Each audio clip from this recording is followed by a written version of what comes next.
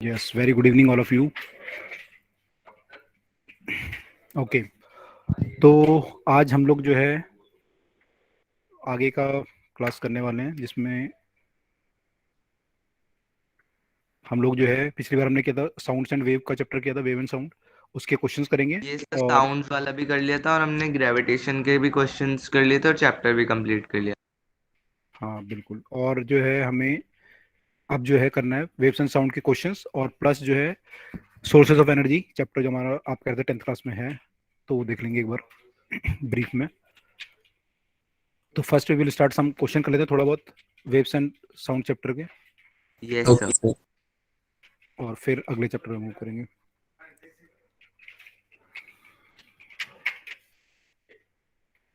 तो सिंपल, इसमें कोई एनटीएससी में कोई खास क्वेश्चन वैसे तो नहीं आते टफ टाइप के, लेकिन थोड़ा बहुत है। अच्छा, हमने एक चीज़ और इसमें है, आपने ऐसा इंस्ट्रूमेंट देखा होगा, एक स्टील का ऐसा इंस्ट्रूमेंट होता है, इसको क्या बोलते हैं? Yes sir. सर जिसका शायद एग्जांपल ग्लास का देते हैं सर, सर गिलास। फॉर्क नहीं फॉर्क, यस सर। है ना, तो ट्यूनिंग फॉर्क यस बोलते सर, हैं। ट्यूनिंग फॉर्क भी है। तो ग्लास में हम लोग कई बार इसको एक वो करते हैं या वाइब्रेशन के लिए यूज़ करते हैं, तो सर ट्यूनिंग फॉर्क बोलते हैं, है ना। Yes sir. Yes sir. और इसमें जो होता है एक्चुअली अलग अलग फ्रीक्वेंसी में वाइब्रेट कर, मतलब इसकी एक फ्रीक्वेंसी फिक्स होती है। अगर एक फॉर्क है, दूसरा फॉर्क की हो सकता है कुछ और हो, तो सबके अपनी अपनी एक फ्रीक्वेंसी ऑफ वाइब्रेशन होती है। इसमें एक क्वेश्चन पूछा गया था एक बार कि अगर हम इसमें यहाँ पे वैक्स लगा दें तो क्या होगा फ्रीक्वेंसी में। तो अगर हम वैक्स लगाते हैं तो फ्रीक्वेंसी हमारी ये भारी हो जाएगा, तो धीरे धीरे वाइब्रेट करेगा। यस सर, एक टाइम बोल पीरियड बढ़ जाएगा। हाँ, तो यस सर। फ्रीक्वेंसी डिक्रीज हो जाएगी। एक बोलते हैं अगर, है ना, ये क्लियर है सबको ये वाला, वैक्स लगाएंगे तो क्या होगा। Yes sir. ओके। दूसरा ये बोलते हैं कई बार कि अगर मैं इसे फाइलिंग कर दूं, फाइलिंग मतलब इसे घिस दूं, तो घिसेंगे तो हल्का हो जाएगा, तो उसमें यस सर, तो फ्रीक्वेंसी फ्रीक्वेंसी बढ़ जाएगी। बढ़ जाएगी। तो यस सर। ये क्वेश्चन आपको पूछते हैं, ये एक्चुअली आपके 11th क्लास में आएगा डिटेल में।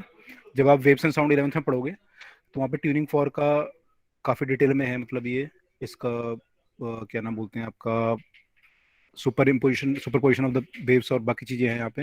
Okay sir, sir super beat position ही है यहाँ पे। बीट फॉर्मेशन आएगा वहाँ पे आपको 11th क्लास में।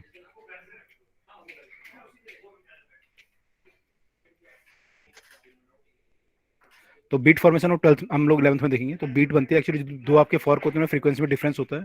मान लो कि फ्रीक्वेंसी 250 है, एक की 254 है, तो उनमें जो बीट बनती है वो 4 बीट्स पर सेकंड बनती है, जो भी इनका फ्रीक्वेंसी डिफरेंस होता है।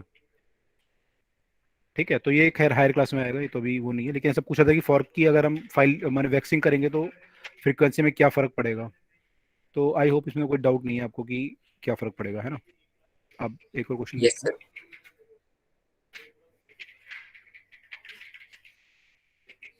हाँ सर, लास्ट क्लास में आपने ग्रेविटेशन के क्वेश्चंस करवाए थे। हाँ, ग्रेविटेशन के कुछ क्वेश्चन हमने देखे थे। Okay sir. सर मतलब मैंने तो पीडीएफ देखी थी, तो एक ही या दो क्वेश्चंस थे। हाँ, तो ग्रेविटेशन में एक्चुअली ज़्यादा वैसे नहीं है ना, मतलब आपके टॉपिक जो क्वेश्चन है वो एक्चुअली न्यूमेरिकल ज़्यादा है, कॉन्सेप्चुअली कम है, ओके सर। कैलकुलेशन वाले ज़्यादा है। मतलब तो ऐसा कोई हमने जो मेन मेन कॉन्सेप्ट थे वाले देख लिए थे, क्या क्या कॉन्सेप्ट होते हैं। बाकी तो आप देख लेना पैकेज में जो है। ठीक है, चलिए। अब जो है, हाँ, मैं वेव साउंड में पूछा था आपसे कि अगर मान लो एक वेव एक मीडियम से दूसरे मीडियम में जाती है तो क्या चीज़ सेम रहती है उसकी। Frequency. Frequency. Frequency. Frequency same रहती है ना। तो एक क्वेश्चन अभी थोड़ी देर में आएगा, उससे पूछेंगे। यस सर, सर फ्रीक्वेंसी का होता है ना कि सर वो सोर्स पे डिपेंड करती है। हाँ, वो सोर्स पे डिपेंड करेगी बिल्कुल। तो शायद उसी से आइडेंटिफाई करते हैं कैसा दिखता है कोई स्टार जो बहुत दूर है। बिल्कुल, तो सोर्स पे डिपेंड करेगी, सोर्स उसका क्या है ना। अ, ठीक है।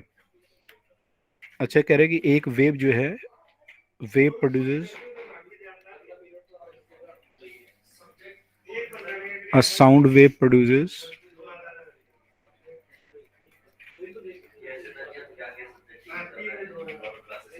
100 compressions and 100 rarefactions in 0.8 second. तो फ्रीक्वेंसी बतानी है आपको, frequency of the sound wave is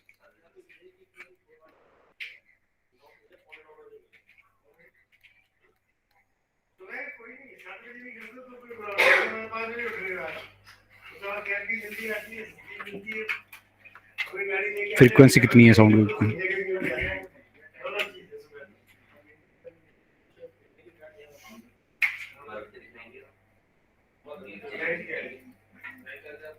sir done. Okay, बाकी लोग भी फटाफट निकालो कितना आएगा।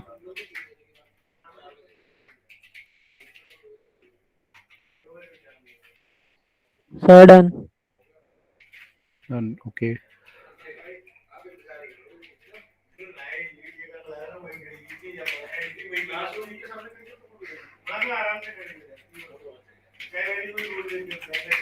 कितना आंसर आया? Sir 125 hertz. 125 hertz. ओके, तो इसमें हम देखें तो अगर हमने एक्चुअली 100 कंप्रेशन 100 रिफ्लेक्शन मतलब आपने 100 वेव प्रोड्यूस करी। Yes sir, time period yes sir, और सर डिवाइडेड बाय 8 तो 0.8. कितना टाइम में करी? ठीक है, तो 0.8 सेकंड में, हाँ बिल्कुल 0.8 सेकंड में 100 वेव है। सर ऊपर है उससे फिर हम 1000/8 भी कर सकते हैं, जिससे सर 125 हर्ट्ज आ जाएगा। तो 1 सेकंड में जो है इतनी वेव प्रोड्यूस करी आपने, which is equal yes to sir. 125। Sir मैंने थोड़ा लंबा मेथड अपना लिया, पहले टाइम पीरियड फिर फ्रीक्वेंसी। हाँ वो भी कर सकते हैं, पहले टाइम पीरियड निकालने अगर इसका, तो टाइम पीरियड आपका 100 वेव इन 0.8 सेकंड है, तो टाइम पीरियड अगर आप निकालोगे कितना आएगा? 0.8 सर अपॉन 100 करना पड़ेगा। अपॉन 100, क्योंकि 8 सेकंड में Yes, sir. 100 वेव है, तो एक वेव जो कितने टाइम में हुई? 0.008 में यस एक सर। वेव, तो टाइम पीरियड आ गया इसका। और अगर फ्रीक्वेंसी निकालनी है तो 1 बाय टाइम पीरियड, तो ये भी कर सकते 1 हैं। by x. Yes sir. ठीक है, तो दोनों तरीके सही हैं। ओके, अगला क्वेश्चन देखते हैं।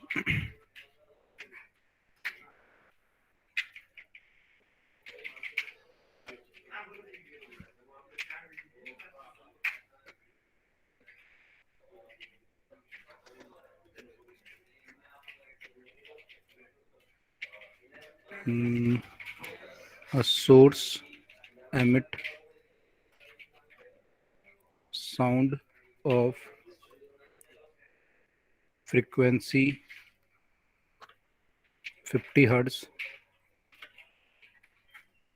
या 60 कर लेते हैं, 60 hertz inside the water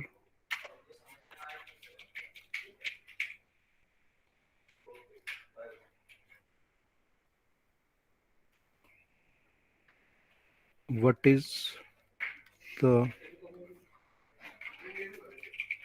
wavelength of the sound observed in the air? Velocity of sound in air is equal to, you can take 350 meter 340 meter per second ले लो।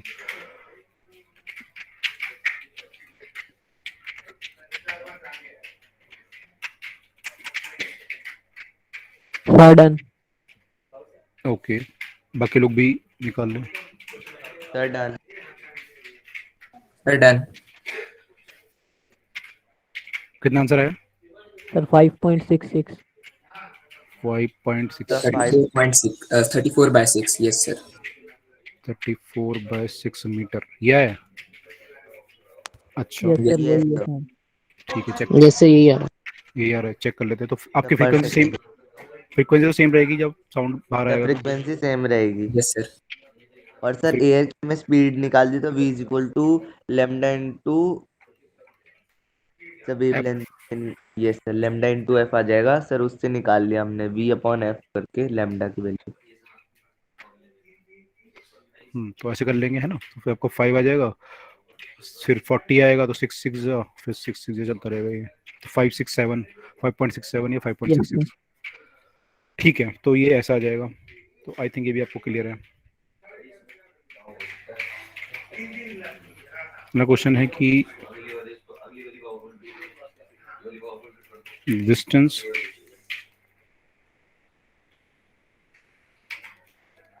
between a trough and, चलो तो थोड़ा और change कर लेते हैं, second nearest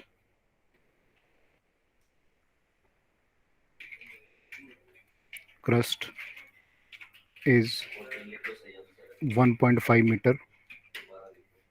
Find lambda, your wavelength.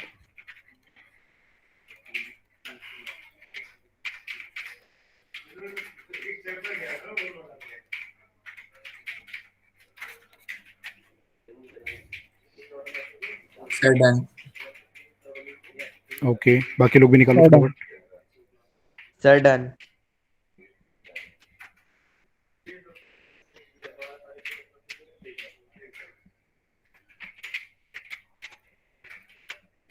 क्या answer है? Sir 0.75 metre. Sir, 0.75. 0.75 मीटर आ रहा है। ओके, सर 1 मीटर आ रहा है। आ रहा है, देखो कौन सा सही है। 0.75। 0.75 तो नहीं लग रहा मुझे, क्योंकि क्रस्ट एंड सर ट्रफ 1 आ है। रहा है मेरा तो। एक क्रस्ट है, एक ट्रफ है। ये सर, और वो भी सेकंड नियरेस्ट है सर, पहला वाला नहीं है। हाँ, तो ये मान लो कह रहा है कि बिटवीन अ ट्रफ, मान लो ट्रफ ये वाला है, एंड सेकंड नियरेस्ट क्रस्ट। तो पहला क्रस्ट तो ये हो गया इसके नियरेस्ट, और सेकंड नियरेस्ट ये हुआ। यस तो सर। यहाँ तक Yes. की दूरी दी हुई है हमें। फिर ये 1.5 लैम्डा है। हाँ, आप देखो ये कितना लैम्डा में कितना होगा ये। Yes, यहाँ sir. तक ये लैम्डा हुआ, और ये लैम्डा बाय 2 हुआ। तो यस सर। यानी ये हमारा 3 lambda by 2. 3 लैम्डा बाय 2 है, या फिर 1.5 lambda is 1.5 metre. This implies that lambda equal to 1 metre. तो 1 आएगा, यस 0.75। सर 1 ही आएगा। Yes, sir. सर ऐड भी करना है ना। हाँ, तुम्हें देखना पड़ेगा कि उसमें क्या बोला एग्जैक्टली में। Trough and nearest, second nearest बोला था, तो उसको देखना पड़ेगा। ठीक है, तो ये डन है।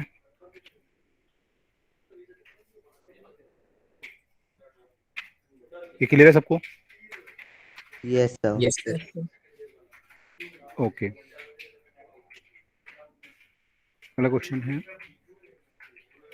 अब पेबल इज ड्रॉप्ड। पेबल मतलब स्टोन टाइप का, is dropped into a well of depth h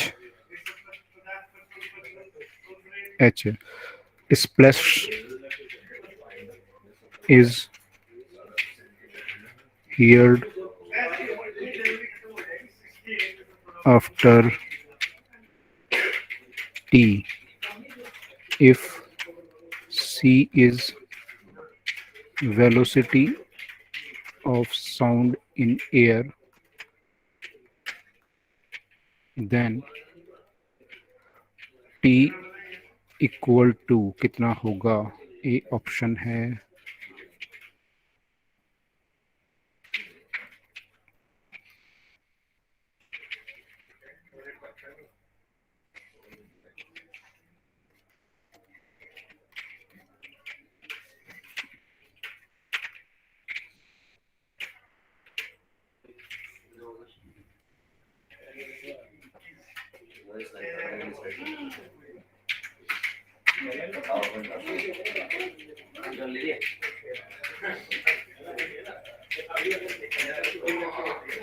sir done. Done. Okay, बाकी लोग भी कर लो फटाफट से। तो ये तो फर्स्ट चैप्टर वाला क्वेश्चन बन गया। हाँ, ये फर्स्ट चैप्टर से रिलेटेड वैसे ही है। Yes sir.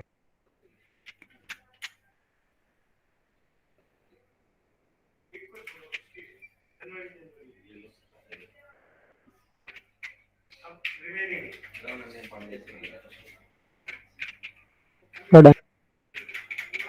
डन। ओके, क्या आंसर है आप लोगों का? तो D option. Option D. Sir D option option.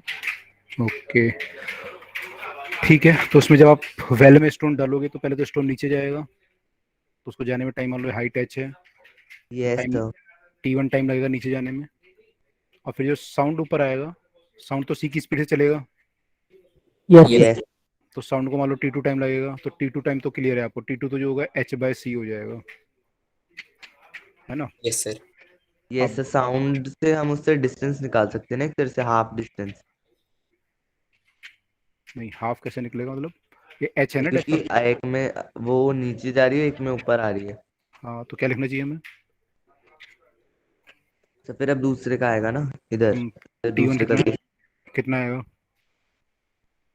तो ये तो कैसे? हमने वैसे अगर सर सीधा सीधा फॉर्मूला पता होगा सर, जो हमने पढ़े थे सर मोशन वाले चैप्टर में, अंडर रूट वाले फॉर्मूले, उससे हमने टाइम पीरियड का निकाला था ना, अंडर रूट 2h/g, सब वो आ जाएगा। कैसे निकालेंगे मतलब, अगर हमें नहीं पता मान लो फॉर्मूला फिर?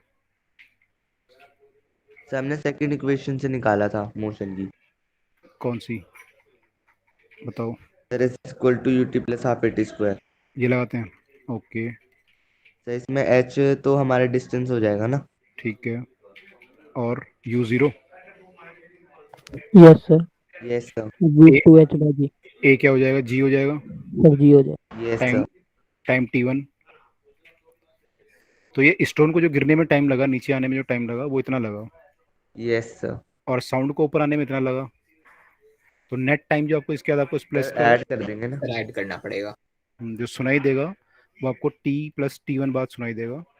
T1+T2 टाइम बाद आपको आवाज सुनाई देगी स्टोन ड्रॉप करने के बाद। ठीक है, आई होप ये भी क्लियर है सबको। Yes, sir. Sir yes sir. Okay. एक और क्वेश्चन है।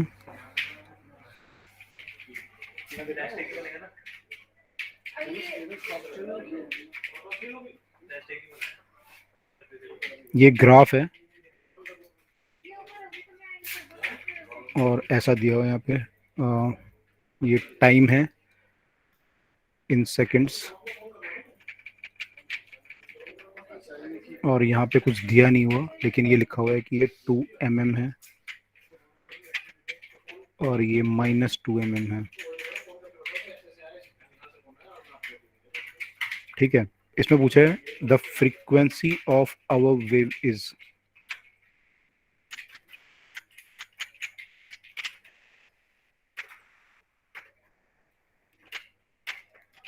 फ्रीक्वेंसी कितनी है इस वेव की?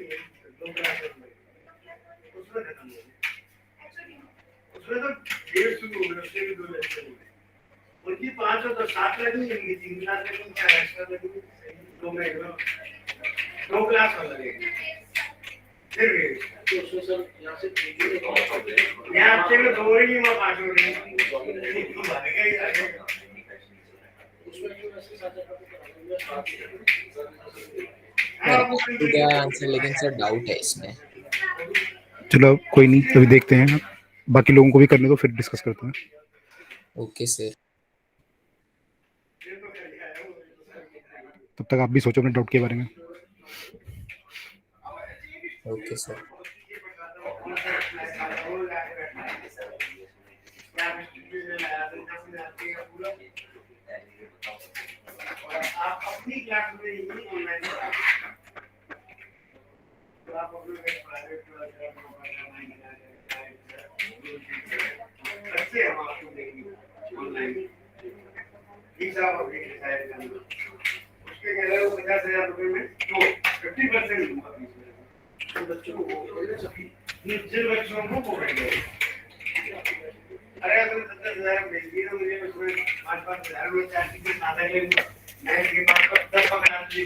We're done. डन। अच्छा, ये लेकिन क्वेश्चन किया कैसे आप लोगों ने? मैंने तो कुछ डाटा दिया ना, भूल गया था। सर मैंने वेलोसिटी सर 340 मान ली. नहीं, अच्छा, इसमें डाटा मिसिंग है। और सर इसको मैंने सर्कल मान लिया, तो उस नहीं हिसाब सर, से 2 ले नहीं लिया। नहीं नहीं, रुको रुको रुको, यहाँ पे मिसिंग डाटा है। इसको ऐसे मान लेते हैं कि ये 0.1 है सपोज, ये 0.2 है, ये 0.3 है। अब बताओ क्या आंसर आएगा?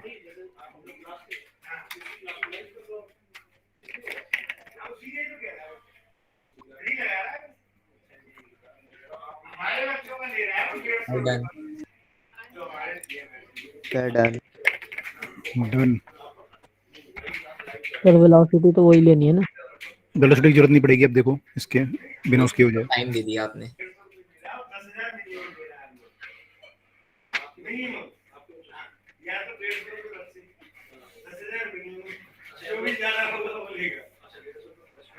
यहाँ टाइम पीरियड कितना आ रहा है? Sir 0.4 second. भाई एक वेव जो है 0.4 सेकंड, ये बोल सकते हो आप 0.4 सेकंड है Yes, यस सर। है ना? तो एक वेव को मतलब टॉप पे जाने में फिर नीचे आने में सब करने में 0.4 सेकंड लगते हैं। तो ये टाइम पीरियड हो गया इसका, तो फ्रीक्वेंसी इसका अपोजिट आ जाएगा, यस सर। 0.5 or 2.5. 2.5 आ जाएगा।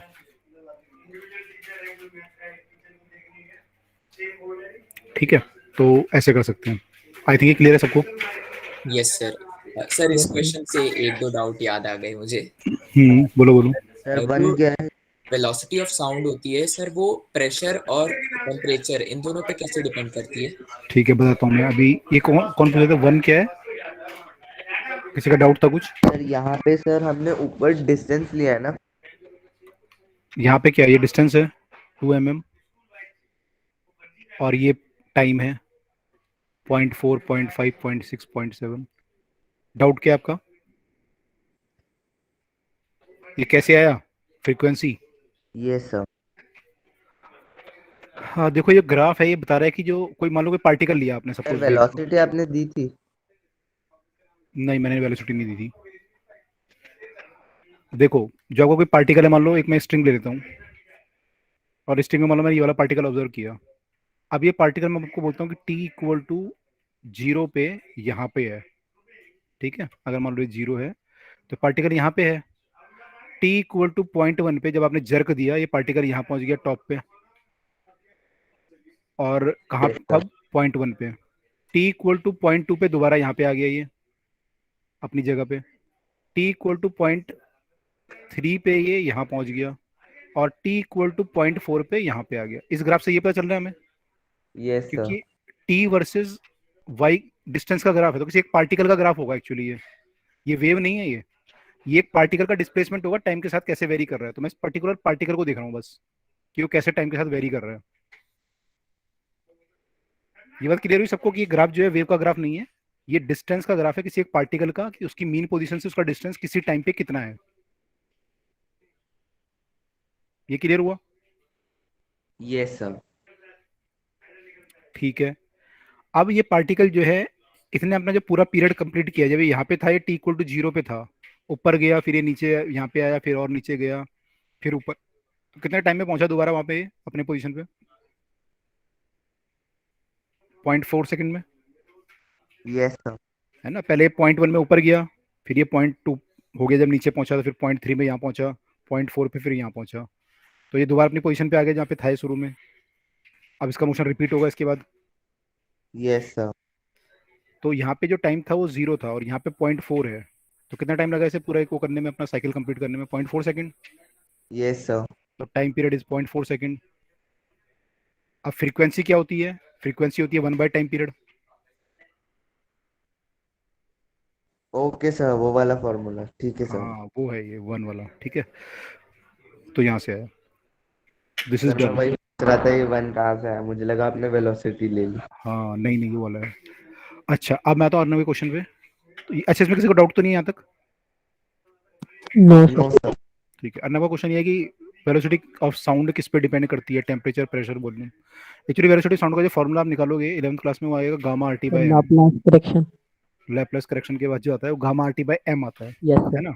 तो यहाँ पे गामा जो है वो तो डिपेंड करता है कि आपकी गैस जो है डायटोमिक है या मोनोएटॉमिक है, किस टाइप की गैस है। माने O2 है तो डायटोमिक है, हाइड्रोजन डायटोमिक है, Yes, sir. और मान लो नियॉन हो गया, आर्गन हो गया, इस यस टाइप की गैस, हीलियम हो गया, ये मोनोएटॉमिक है। तो उस पर गामा सर। की वैल्यू आती है, कितनी आती है वो आप बाद में देखेंगे कितनी आती है, लेकिन गामा पे उस पर डिपेंड करता है। आर आपका एक कांस्टेंट है, गैस कांस्टेंट होता है, Yes, sir. तो ये चेंज नहीं होता है, हमेशा सेम रहता है। ठीक है, 8.3 आती है इसकी वैल्यू, उसमें अगर आप देखोगे ऐसा यूनिट में। Yes. अच्छा, अब यहाँ पे बचा टी और एम। टी यहाँ पे टेम्परेचर इन केल्विन है, एब्सोल्यूट टेम्परेचर बोलते हैं। टेम्परेचर इन केल्विन, तो गैस का जो भी टेम्परेचर है, और एक है M is the molar mass of the gas. molecular weight. हाँ, जो भी आप बोलो।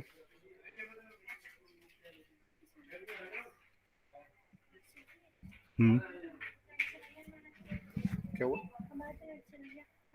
मेरे तो आगे बच्चे बात कर रहे हैं। ओके, तो molar mass of the gas है, ठीक है। Yes, sir. Yes, sir. Okay, अब एक फार्मूला ये होता है, अब एक गैस का एक और फार्मूला होता है जो हम पीवी इक्वल टू एनआरटी करके लगाते हैं। एक्चुअली गैस का एक इक्वेशन आपने पढ़ी है, आई डोंट नो आपने पढ़ी नहीं होगी, अभी नहीं पढ़ी होगी। एक इक्वेशन होती है सर पीवी इक्वल टू देखिए, एनआरटी। हाँ, तो एक इक्वेशन होती है, आप हायर क्लास में पढ़ोगे तो उससे आप जब सॉल्व करते हो तो ये गामा पी बाय रो आता है फार्मूला। मैंने इसको इस फॉर्म में भी लिख सकते हैं, yes, gamma sir. P by rho. P is the pressure of the gas, D row density. Rho जो है इसकी डेंसिटी है। अब क्वेश्चन है कि वेलोसिटी किस पे डिपेंड करेगी, तो वेलोसिटी जो है टेम्परेचर पे डिपेंड करेगी, पहली बात तो रूट ऑफ टेम्परेचर पे, Yes, ठीक है। मोलर मास के तो यूनिवर्सली है, वो दिख ही रहा है हमें। अब प्रेशर पे डिपेंड करेगी कि नहीं करेगी, तो होता क्या है, जब आप प्रेशर चेंज करते हो और मान लो प्रेशर चेंज करोगे तो डेंसिटी भी चेंज हो जाएगी नीचे वाली। yes, sir. Yes, sir. तो अगर मान लो मेरा टेम्परेचर कांस्टेंट है, टेम्परेचर में चेंज नहीं कर रहा, तो मेरी velocity is independent of pressure. Velocity is independent of the pressure if temperature is constant. तो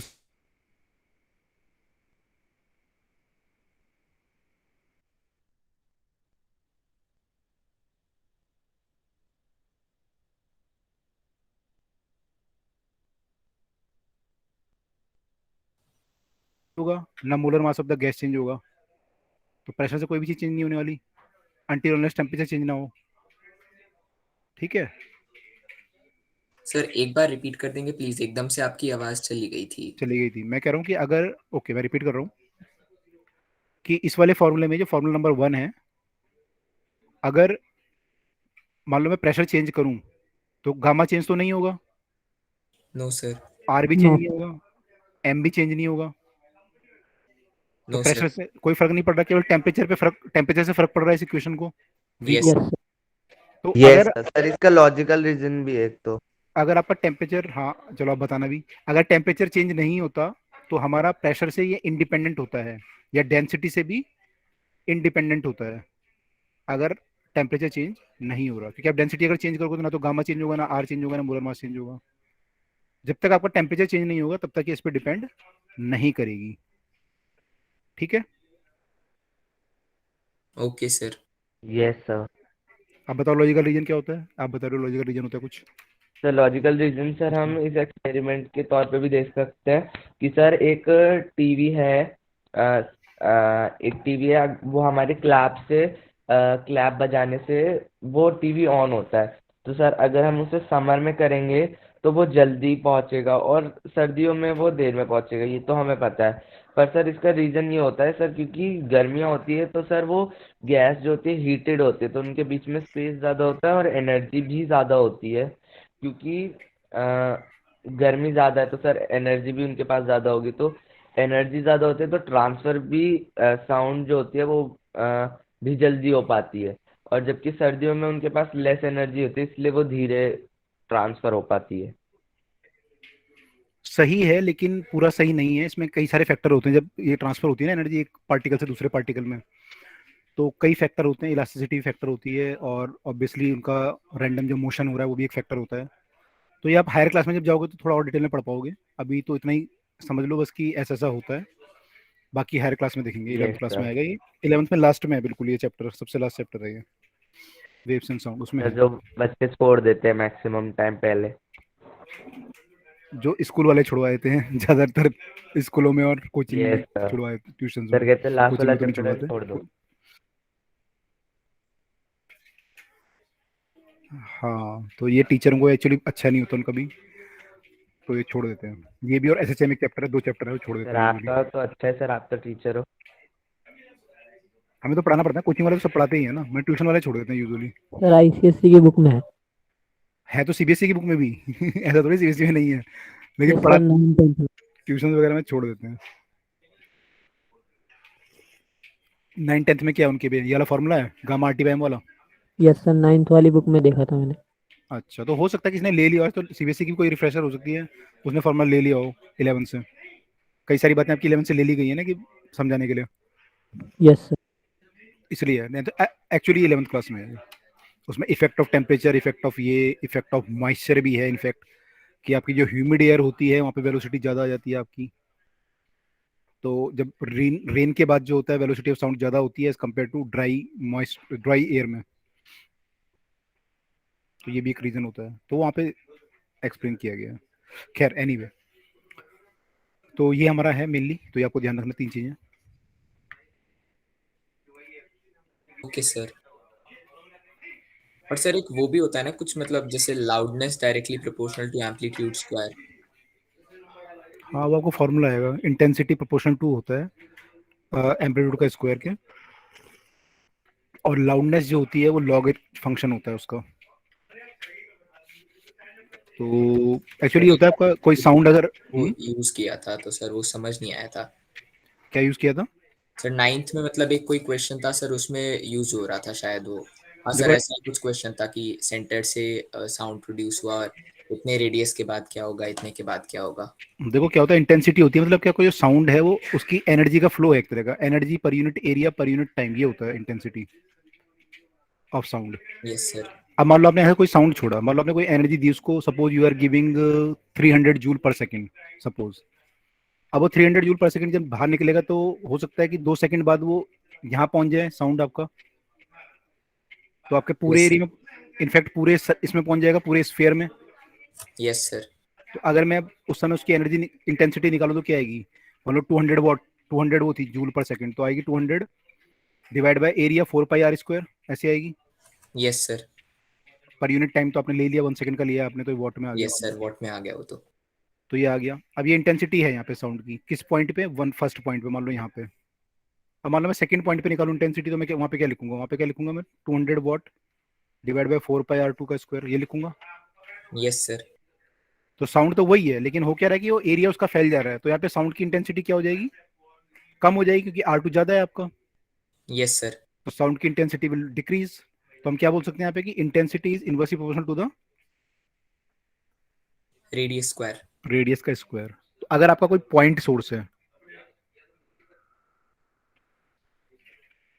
तो ये बोल सकते हैं हम, ठीक है। अगर मान लो आपका लाइन सोर्स है, लाइन सोर्स, इससे जब वेव निकलेगी तो कैसे फैलेगी, वो ऐसे फैलेगी, बाहर सिलेंड्रिकल फॉर्म में फैलेगी। Yes sir.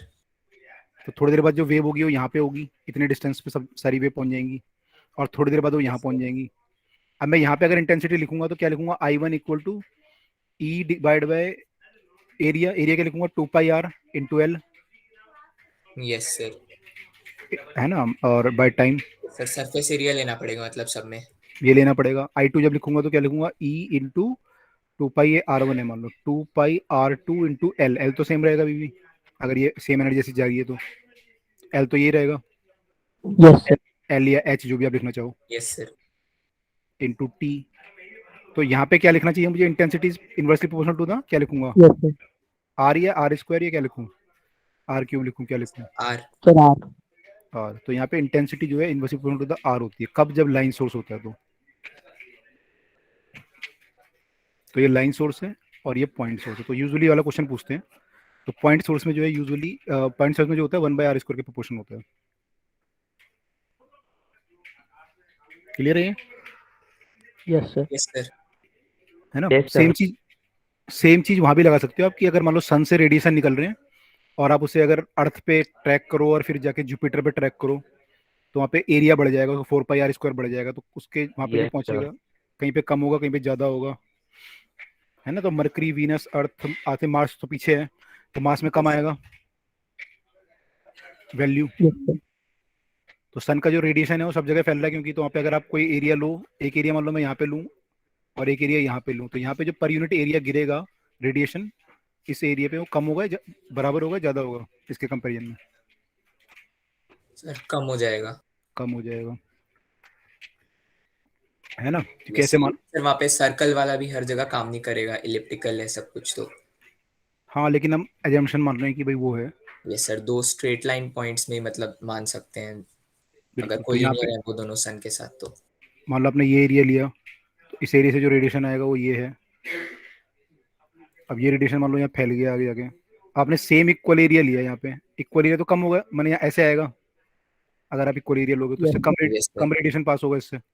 यस सर, तो इस वाले से 4 लाइनें पास कराई हैं मैंने, इससे मैंने 2 ही कराई हैं, तो यहाँ पे यानी रेडिएशन कम जा रहा है इससे। तो अगर आप इक्वल एरिया लोगे यहाँ पे और यहाँ पे, तो यहाँ पे इंटेंसिटी विल बी लेस, तो I2 will be less than I1। और अगर आप एक्चुअल रेडिएशन sir, रेडियस बढ़ गया। बिल्कुल, एक्चुअल रेडिएशन ये होता है कि intensity is inversely proportional to the distance का स्क्वायर, जो भी इसका डिस्टेंस होगा। ठीक है, यस Yes, तो ये क्वेश्चन आता है आपका सन वाला क्वेश्चन आते हैं आपके थर्मोडायनेमिक्स में, थर्मल रेडिएशन आता है एक चैप्टर, तो वहाँ पे क्वेश्चन आते हैं ऐसे वाले। सर इसकी वेवलेंथ से भी तो रिलेशन होता है। नहीं, वेवलेंथ से कोई रिलेशन नहीं होता है, वेवलेंथ से जो होता है वो अलग होता है, वेवलेंथ से वीन डिस्प्लेसमेंट लॉ होता है एक, और एक आपका किरचॉफ लॉ होता है, वो अलग चीज़ है, वो यहाँ पे नहीं लगता। ओके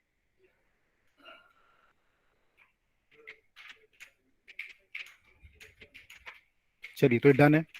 अच्छा, एक क्वेश्चन और लास्ट इसमें कर लेते हैं कि जो हमारा आपने पढ़ा सुना होगा सेकंड्स पेंडुलम, उसका टाइम पीरियड कितना होता है? Sir 1 second. बाकी लोग क्या बोलते हो?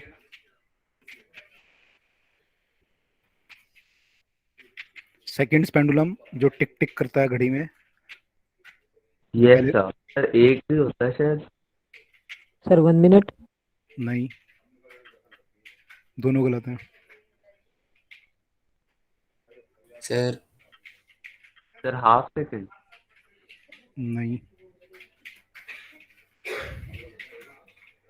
एक्चुअली जो पेंडुलम होता है ना टिक करता है, तो टिक करने का वो एक जगह पे जब एक्सट्रीम में जाएगा तो टिक करेगा, तो 1 सेकंड मान लो यहाँ टिक कर रहा है और फिर 1 सेकंड बाद दोबारा कर रहा है, तो क्या बोलोगे मैंने उसे, जैसे मान लो यहाँ सर से 2 यहाँ सेकंड। गया तो सर 1 2 सेकंड में, सेकेंड। और यहाँ से यहाँ फिर 1 सेकंड में आया, तो टाइम पीरियड इज 2 सेकंड। ठीक है, और फ्रीक्वेंसी कितनी हो जाएगी? Sir 0.5। Yes sir 0.5 hertz. Frequency 0.5 hertz हो जाएगी। तो ध्यान रखना कि जो सेकंड पेंडुलम होता है, इसका नाम तो सेकंड पेंडुलम है, लेकिन टाइम पीरियड इसका 2 सेकंड है। इसकी लेंथ निकाल सकते हैं हम सेकंड पेंडुलम की? Yes sir. यस सर, इससे निकाल लेंगे। Yes sir, yes sir. T square by 4 पाई का स्क्वायर आ जाएगा, इंटू जी यहाँ आ जाएगा, इक्वल टू एल। तो टाइम पीरियड आप 2 का स्क्वायर रखोगे, इंटू 9.8 इंटू 4 इंटू 3.14 का स्क्वायर, तो इससे हमारी इसकी लेंथ आ जाएगी, जो भी इसकी लेंथ होती है, तो लेंथ हम निकाल सकते हैं इसमें। ठीक है, क्लियर है ये? Yes sir. Yes sir. ठीक है, अब हम अगले चैप्टर में मूव करते हैं, which is sources of energy. तो आपका 10th क्लास का था ये, 9th का हमने पूरा कंप्लीट कर लिया रिवीजन अपना। ठीक है, 9th में सारा डन हो गया मेरे ख्याल से, कुछ तो बचा नहीं ना? यस सर, नहीं बचा। ठीक है, तो अब 10th क्लास में सोर्सेज ऑफ एनर्जी आपका थोड़ा सा वैसे मैं, उसे जरूरत है पढ़ाने की। बच्चे कहते हैं पढ़ा दे, मैं पढ़ा देता हूँ पढ़ लो। ये सर पढ़ा दीजिए, फिर रिवाइज कर लेंगे सर, वैसे तो नहीं पढ़ा है। अच्छा, हाँ वो तो होता ही है। सर आखिरी चैप्टर। आखिरी चैप्टर तो आपको ब्रीफ में बता देता हूँ, बाकी चीज़ें एक्चुअली काफ़ी थ्योरेटिकल हैं, तो बाकी तो आप चैप्टर पढ़ोगे तो और आपको चीज़ें पता चलेंगी। ठीक है, तो सोर्सेज ऑफ एनर्जी है, energy is very essential need for the human being. तो अलग अलग हमें रिक्वायरमेंट, हमारी जो सिविलाइजेशन डेवलप हुई है इनफैक्ट, वो भी एनर्जी की रिक्वायरमेंट हमारी फुलफिल होने के कारण हुई है। जो फैक्ट्रियाँ हमारी चली हैं, ट्रेन चली है। Yes sir. सर वैसे इसके बारे में तो हमने एसएसटी में ज्यादा पढ़ा होगा। हाँ, तो एसएसटी में जो होगा वो थोड़ा अलग पॉइंट ऑफ व्यू से होता है, मतलब, और हमारा थोड़ा सा, वैसे आपने पढ़ा ही होगा लगभग, काफ़ी चीज़ तो कॉमन है। Yes sir. ठीक है, तो हमने कई सारे सोर्स ऑफ एनर्जी धीरे धीरे, जैसे हमारी सिविलाइजेशन डेवलप हुई, पहले हमने वुड जलाया, जो हमारे एंशियंट वो थे, जो भी थे, क्या बोलते थे उनको आप लोग, जो गुफा में रहते थे, आदि मानव बोलते हैं ना हिंदी में, इंग्लिश में क्या बोलते हैं? Yes sir. तो सर उन लोग आदि मानव। इंग्लिश में आदि मानव बोलते हैं। नो सर, हिंदी में। अच्छा अब मेरे इंग्लिश में, सर मेरी बायो में तो होमो हैबिलिस और न जाने क्या क्या चलता है। अच्छा, ठीक है, तो जो भी लोग थे मतलब उन्होंने पहले लकड़ी वगैरह यूज़ की, फिर बाकी चीज़ें उनको लगा, फिर और चीज़ें मिली होंगी, तो धीरे धीरे करके डेवलप हुई चीज़ें, है ना। तो ये सर पर अभी भी कुछ लकड़ी वाले हैं जो आग जलाते हैं, पर फ्यूल के लिए नहीं, बस गर्मी के लिए। नहीं, फ्यूल के लिए भी जलाते हैं अभी भी। अगर गांव में चले जाओगे कई जगह, तो जहाँ पे लकड़ी अवेलेबल है, पेड़ वगैरह हैं, जंगल है, वहाँ के लोग अभी भी लकड़ी पे डिपेंडेंट हैं कई जगह पे। अब ये तो, सर यस हाँ, सर। सर ये तो है ना। वैसी बात होती है सर, गांव वालों को ज्यादा पता नहीं होता ना सर शहर का। उनके लिए तो बस अपना गांव होता है सर, उनके हिसाब से। तो सर एक पॉन्ड में जैसे मछली होती है, वो पानी पी रही है, उसे गंदा कर रही है, उसे और उसे बाहर का पता नहीं, चाहे पानी खत्म हो गया हो बाहर। नहीं, गंदा क्या, उनके लिए कोई ज्यादा वो नहीं है ना भाई, उनके यहाँ करोड़ों पेड़ है। तो अगर उन्होंने साल में 50-60 पेड़ काट भी लिए, तो दोबारा आ जाएंगे तब तक, जब तक उतने काटेंगे। ये और सर क्योंकि दूसरी बात, यस उनके एरिया में उग सकते हैं ना, उनको उनके एरिया में तो अबंडेंस, मतलब अबंडेंस है उस चीज की। पर नॉर्मल ओवरऑल में नहीं है, पर उन्हें पता नहीं है ना। ऑब्वियसली वो भी है, नहीं दूसरा फैक्टर भी है। दूसरा फैक्टर ये है कि उनकी पेइंग कैपेसिटी नहीं है। वो इतना पे नहीं कर सकते कि वो सिलेंडर को या केरोसिन ऑयल या बाकी चीजें को पे कर पाए कंटिन्यूसली। तो उनको लगता है लकड़ी फ्री मिल रही है, भाई लकड़ी के लिए क्या करना है उन्हें, कुल्हाड़ी लेके जाना है जंगल में, पेड़ काट के लाना है। ये सर और अगर सिलेंडर चाहिए उन्हें, तो फिर उन्हें 1000 रुपये 1200 रुपये जो भी लगेगा वो खर्च करना है। तो वो उनकी कैपेसिटी, इतना उनकी पेइंग कैपेसिटी नहीं है। तो वहाँ पे वो लोग फिर जो है, लकड़ी, कई जगह काउ डंग, कई जगह बाकी चीजें, कई सारी चीजें लोग यूज करते हैं। प्लेस टू प्लेस वेरी करता है। तो कई सारे सोर्स हैं जो अलग अलग अभी भी यूज होते हैं। अब यहाँ पे क्वेश्चन आता है कि अच्छा सोर्स किसको बोलेंगे हम, कि जो अच्छा हो। तो गुड सोर्स ऑफ एनर्जी किसको बोलेंगे। तो क्या होना चाहिए गुड सोर्स ऑफ एनर्जी आपके हिसाब से। सर, कई सारे पॉइंटर हो सकते हैं, जैसे कि वो एनर्जी ज़्यादा दे, और सर उसके लिए रिक्वायरमेंट कम हो, मतलब ज्यादा मनी। मतलब एनर्जी पर यूनिट वॉल्यूम ज्यादा हो। Yes sir. ठीक है। या फिर इसके लिए हमने एक साइंटिफिक टर्म भी पढ़ी थी ना, वो कैलोरीफिक वैल्यूज की ज्यादा हो। हाँ यस सर, कैलोरीफिक वैल्यू ज़्यादा हो। ठीक है, तो ये ज्यादा होनी और चाहिए। कंजम्पशन कम आए। कंजम्पशन का मतलब, वो तो कम ही आएगा अगर एनर्जी ज्यादा होगी तो पर यूनिट वॉल्यूम। आप यस क्या सर। बोल। ठीक है, मान लो एक फैक्टर, चलो ये है। तो मैंने, ठीक है, एक फैक्टर ही ले लिया। अब ऐसे तो मैं लूंगा तो मैं न्यूक्लियर बॉम्ब ले लेता हूँ फिर, उसमें ज़्यादा कम आता है पर यूनिट वॉल्यूम। या मैं हाइड्रोजन ले लेता हूँ, हाइड्रोजन गैस। तो क्या मैं यूज़ कर सकता हूँ घर में हाइड्रोजन गैस, एलपीजी और गैस घर की। में ही फोड़ देंगे फिर। हाँ, तो मैंने हाइड्रोजन गैस यूज़ कर सकता हूँ मैं, as compare to LPG gas. No sir. तो सर, तो क्या होना चाहिए, सेफ होना चाहिए। यस सर, सेफ और कन्वीनियंट होना चाहिए, मतलब कहीं घर वर ना उड़ जाए। बिल्कुल। ओके। अच्छा, फिर कोई आपके सोर्स है, मान लो अब सेफ, मान लो जियो थर्मल एनर्जी है, वो सेफ है लेकिन उसको निकालना बहुत डिफिकल्ट, हर जगह अवेलेबल नहीं होती, है ना। मान लो गर्मी से जो निकलती है जमीन से, गीजर वगैरह जो यस होते सर। हैं, तो हर जगह तो अवेलेबल नहीं है। तो आपका क्या होना चाहिए, एक्सेसिबल भी होना चाहिए आपको, यस सर। अफोर्डेबल होना चाहिए, इकोनॉमिकल बोलेंगे,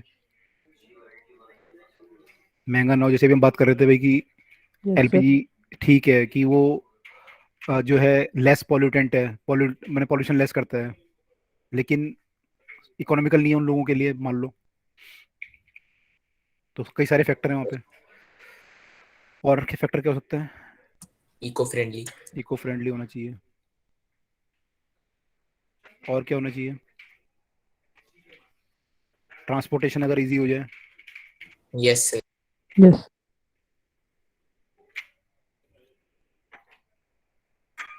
तो जैसे आपके जो लिक्विड जो भी हैं सारे, वो इजीली ट्रांसपोर्ट हो जाते हैं। यस सर, लेकिन गैस के लिए पाइपलाइन बिछानी पड़ती है। यस सर मतलब गैस, लिक्विड को भी आप गैस पाइपलाइन से कर सकते हो ट्रांसफर। लेकिन मान लो कोल है, तो कोल के लिए आप पाइपलाइन से नहीं कर सकते, आपको ट्रेन भेजनी पड़ेगी वहाँ पे। Yes sir. Yes sir. तो डिफिकल्ट है थोड़ा वो करना। तो ये भी एक फैक्टर है कि इजी टू ट्रांसपोर्ट होना चाहिए। तो कई सारे फैक्टर हैं जो कि इसको डिपेंड करते हैं कि कौन सा आप सोर्स यूज करेंगे। आपकी कंडीशन पे डिपेंड करता है कि आप इको फ्रेंडली, मान लो जिनमें पैसा बहुत है उनके लिए मेन फैक्टर फिर इको फ्रेंडली हो जाएगा। जिन पे पैसा नहीं है, पहले वो पहले देखेंगे इकोनॉमिकल है या नहीं है। Yes sir. Yes sir. तो कंट्री टू कंट्री वेरी करेगा। यस सर फिर अवेलेबिलिटी भी होता है कई जगह, मान लो किसी देश में, जैसे यूएसए है, तो यूएसए का डाटा 2000, मेरे को 15 का पता है, अब तो नहीं पता क्या है वहाँ पे, लेकिन 2015 में बता रहे थे कि वहाँ पे जो ट्रेन है, जैसे हम लोग बोलते हैं हमारी ट्रेन सारी इलेक्ट्रीफाई होगी लाइन, तो मैंने उनकी लाइन जो है आधी से ज्यादा, मतलब काफी ज्यादा जो है वो इलेक्ट्रीफाई नहीं है, उनकी ट्रेन ज्यादा जो उसमें चलती है डीजल पे और उस पे पेट्रोल पे। क्यों? क्योंकि वो बहुत अवेलेबल है। Yes sir. सर एक तरह से 3 रीजन या 4 रीजन ही मानेंगे सर, अगर हम ऐसे लैंग्वेज में नॉर्मल लेमैन लैंग्वेज में बोले सर, आसानी से मिल जाए, कम पैसे में भी हो, और कम मेहनत भी लगे उसे ढूंढने में, और ज्यादा आउटपुट भी मिले उसका। बिल्कुल, तो ये हमारे फैक्टर हो गए मेन मेन, है ना, जिनके हम डिपेंड करेगा, ठीक यस है। सर। अच्छा, अब इनको जो डिवाइड किया गया दो, उसमें किया गया रिन्यूएबल एंड नॉन रिन्यूएबल। ये आपने यस सर। ये एसटी सर में ये पढ़ा तो होगा। एसएसटी में पढ़ा है। तो रिन्यूएबल किस किस टाइप के कौन कौन से होते हैं? सर जैसे, सोलर एनर्जी, अच्छा, सर विंड एनर्जी ले सॉरी सकते वो नहीं sir. Wind energy, solar energy, solar wind, और ये ठीक है, सोलर विंड है मान लो। हैं। Hydro energy, sir water. Hydel power भी ले हाइड्रो ले सकते हैं। सकते हैं। Sir hydro power. Non renewable में क्या आएगा? Sir coal, coal, petroleum, petroleum, natural gas. Fossil fuels, coal, petroleum, gas. अच्छा, सीएनजी। अब न्यूक्लियर कहाँ पे आएगा? Sir nuclear, renewable. वो सर नॉन रिन्यूएबल है। वैसे तो नॉन रिन्यूएबल है ना, लेकिन यस सर। न्यूक्लियर एक्चुअली इतना ज्यादा वो होता है, एनर्जी देता है कि उसका छोटा सा अमाउंट भी बहुत एनर्जी दे सकता है। हमने एक बार कैलकुलेशन भी की थी, आपको ध्यान होगा 9th क्लास में। Yes sir. Einstein equation. Einstein की equation equal to MC square. तो काफी एनर्जी दे सकता है न्यूक्लियर वाला ना। तो वो एक तरह से रिन्यूएबल ही माना जाता है, मतलब इतना एबिडेंट है मान लिया कि वो खत्म होने में बहुत साल लग जाएंगे, मैंने लाखों साल लग जाएंगे उसे, जितना उसकी एनर्जी है उसमें। सर वैसे यस ये भी सर। कर सकते हैं हम, पहले उसे न्यूक्लियर फ्यूजन करें और फिर उसका फिजन करें। क्यों? ऐसा क्यों करेंगे? सर दोनों आउटपुट से एनर्जी निकालते हैं ना। नहीं, लेकिन फ्यूजन हो जाएगा, फिर वो फ्यूजन नहीं करेगा ना। एक्चुअली जो भी आपके वो होते हैं, न्यूक्लियाइड होते हैं या जो न्यूक्लियस होते हैं आपके, वो कुछ होते हैं जो न्यूक्लियर फिजन करते हैं, कुछ होता है जो फ्यूजन करते हैं। अब यस फ्यूजन सर। करके मान लो आपने, फ्यूजन किसका करोगे? यूजुअली किसका करते हैं फ्यूजन? हाइड्रोजन का। उससे yes helium, smaller. Helium helium बनती है। ठीक है, तो हीलियम जो है स्टेबल है, अनस्टेबल नहीं है, तो फिजन नहीं करेगी वो। तो यस सर। फिजन किसका ओ करते हैं? Yes sir. सर फिजन कर, स्टेबल नहीं होनी चाहिए सर, अनस्टेबल होनी चाहिए। बिल्कुल, फिजन किसका करते हैं? यूरेनियम का। Yes sir. Yes sir uranium uranium bohrium captain, का। 239। यूरेनियम बेरियम और क्रिप्टॉन बनाएगा आपका। Yes sir. बेरिलियम और क्रिप्टॉन बनाता है, तो वो क्या होता है, वो स्टेबल है वहाँ पे, तो वो फ्यूजन नहीं करेंगे फिर आगे जाके, है ना। तो डिपेंड करता है कि आपका प्रोडक्ट क्या बन रहा है, एंड प्रोडक्ट, तो उस पर भी डिपेंड करेगा ना कि आगे होगा या नहीं होगा। रिन्यूएबल में एक और फैक्टर मतलब कह सकते हैं ना कि जो इनके सोर्स हैं उन्हें भी डीके करने में वो कई साल लग जाते हैं, तो इस वजह हाँ, से। बिल्कुल, तो इनको खत्म होने में मैंने बहुत लाखों साल लग जाएंगे। तो we are not concern about their depletion. तो वो रिन्यूएबल में आते हैं सारे, राइट। Yes sir. ओके, दूसरा आपने एक और क्लासिफिकेशन पढ़ा होगा, conventional and non conventional. Yes sir. Sir ये तो इको फ्रेंडली के बेसिस पे पढ़ा था। इको फ्रेंडली नहीं बोलेंगे इसको, ये बोलेंगे कि जो पहले से यूज हो रहे हैं, सेंचुरीज से जो हम यूज कर रहे हैं काफी टाइम से, यस सर। वो कन्वेंशनल है। जैसे हम कहते हैं कन्वेंशनल मेथड भी बोलते हैं, जैसे आप बोलोगे फिजिक्स ये में सब कन, पुराने एक तरह से। यस सर, बाय कन्वेंशन जो कहते हैं हम। हाँ, बाय कन्वेंशन ये करंट है। को ले रखा है। जैसे हमने साइन कन्वेंशन लिए थे लेंस में, मिरर में। तो कन्वेंशनल मतलब पुराने जो चले आ रहे हैं। तो इसमें कन्वेंशनल जो चले आ रहे हैं वो हमारे क्या है? कोल, पेट्रोलियम वगैरह सब पुराने हैं, फ्लोइंग वाटर भी पुराना है, yes sir, would, natural gas. ये काफी टाइम से यूज हो रहे हैं,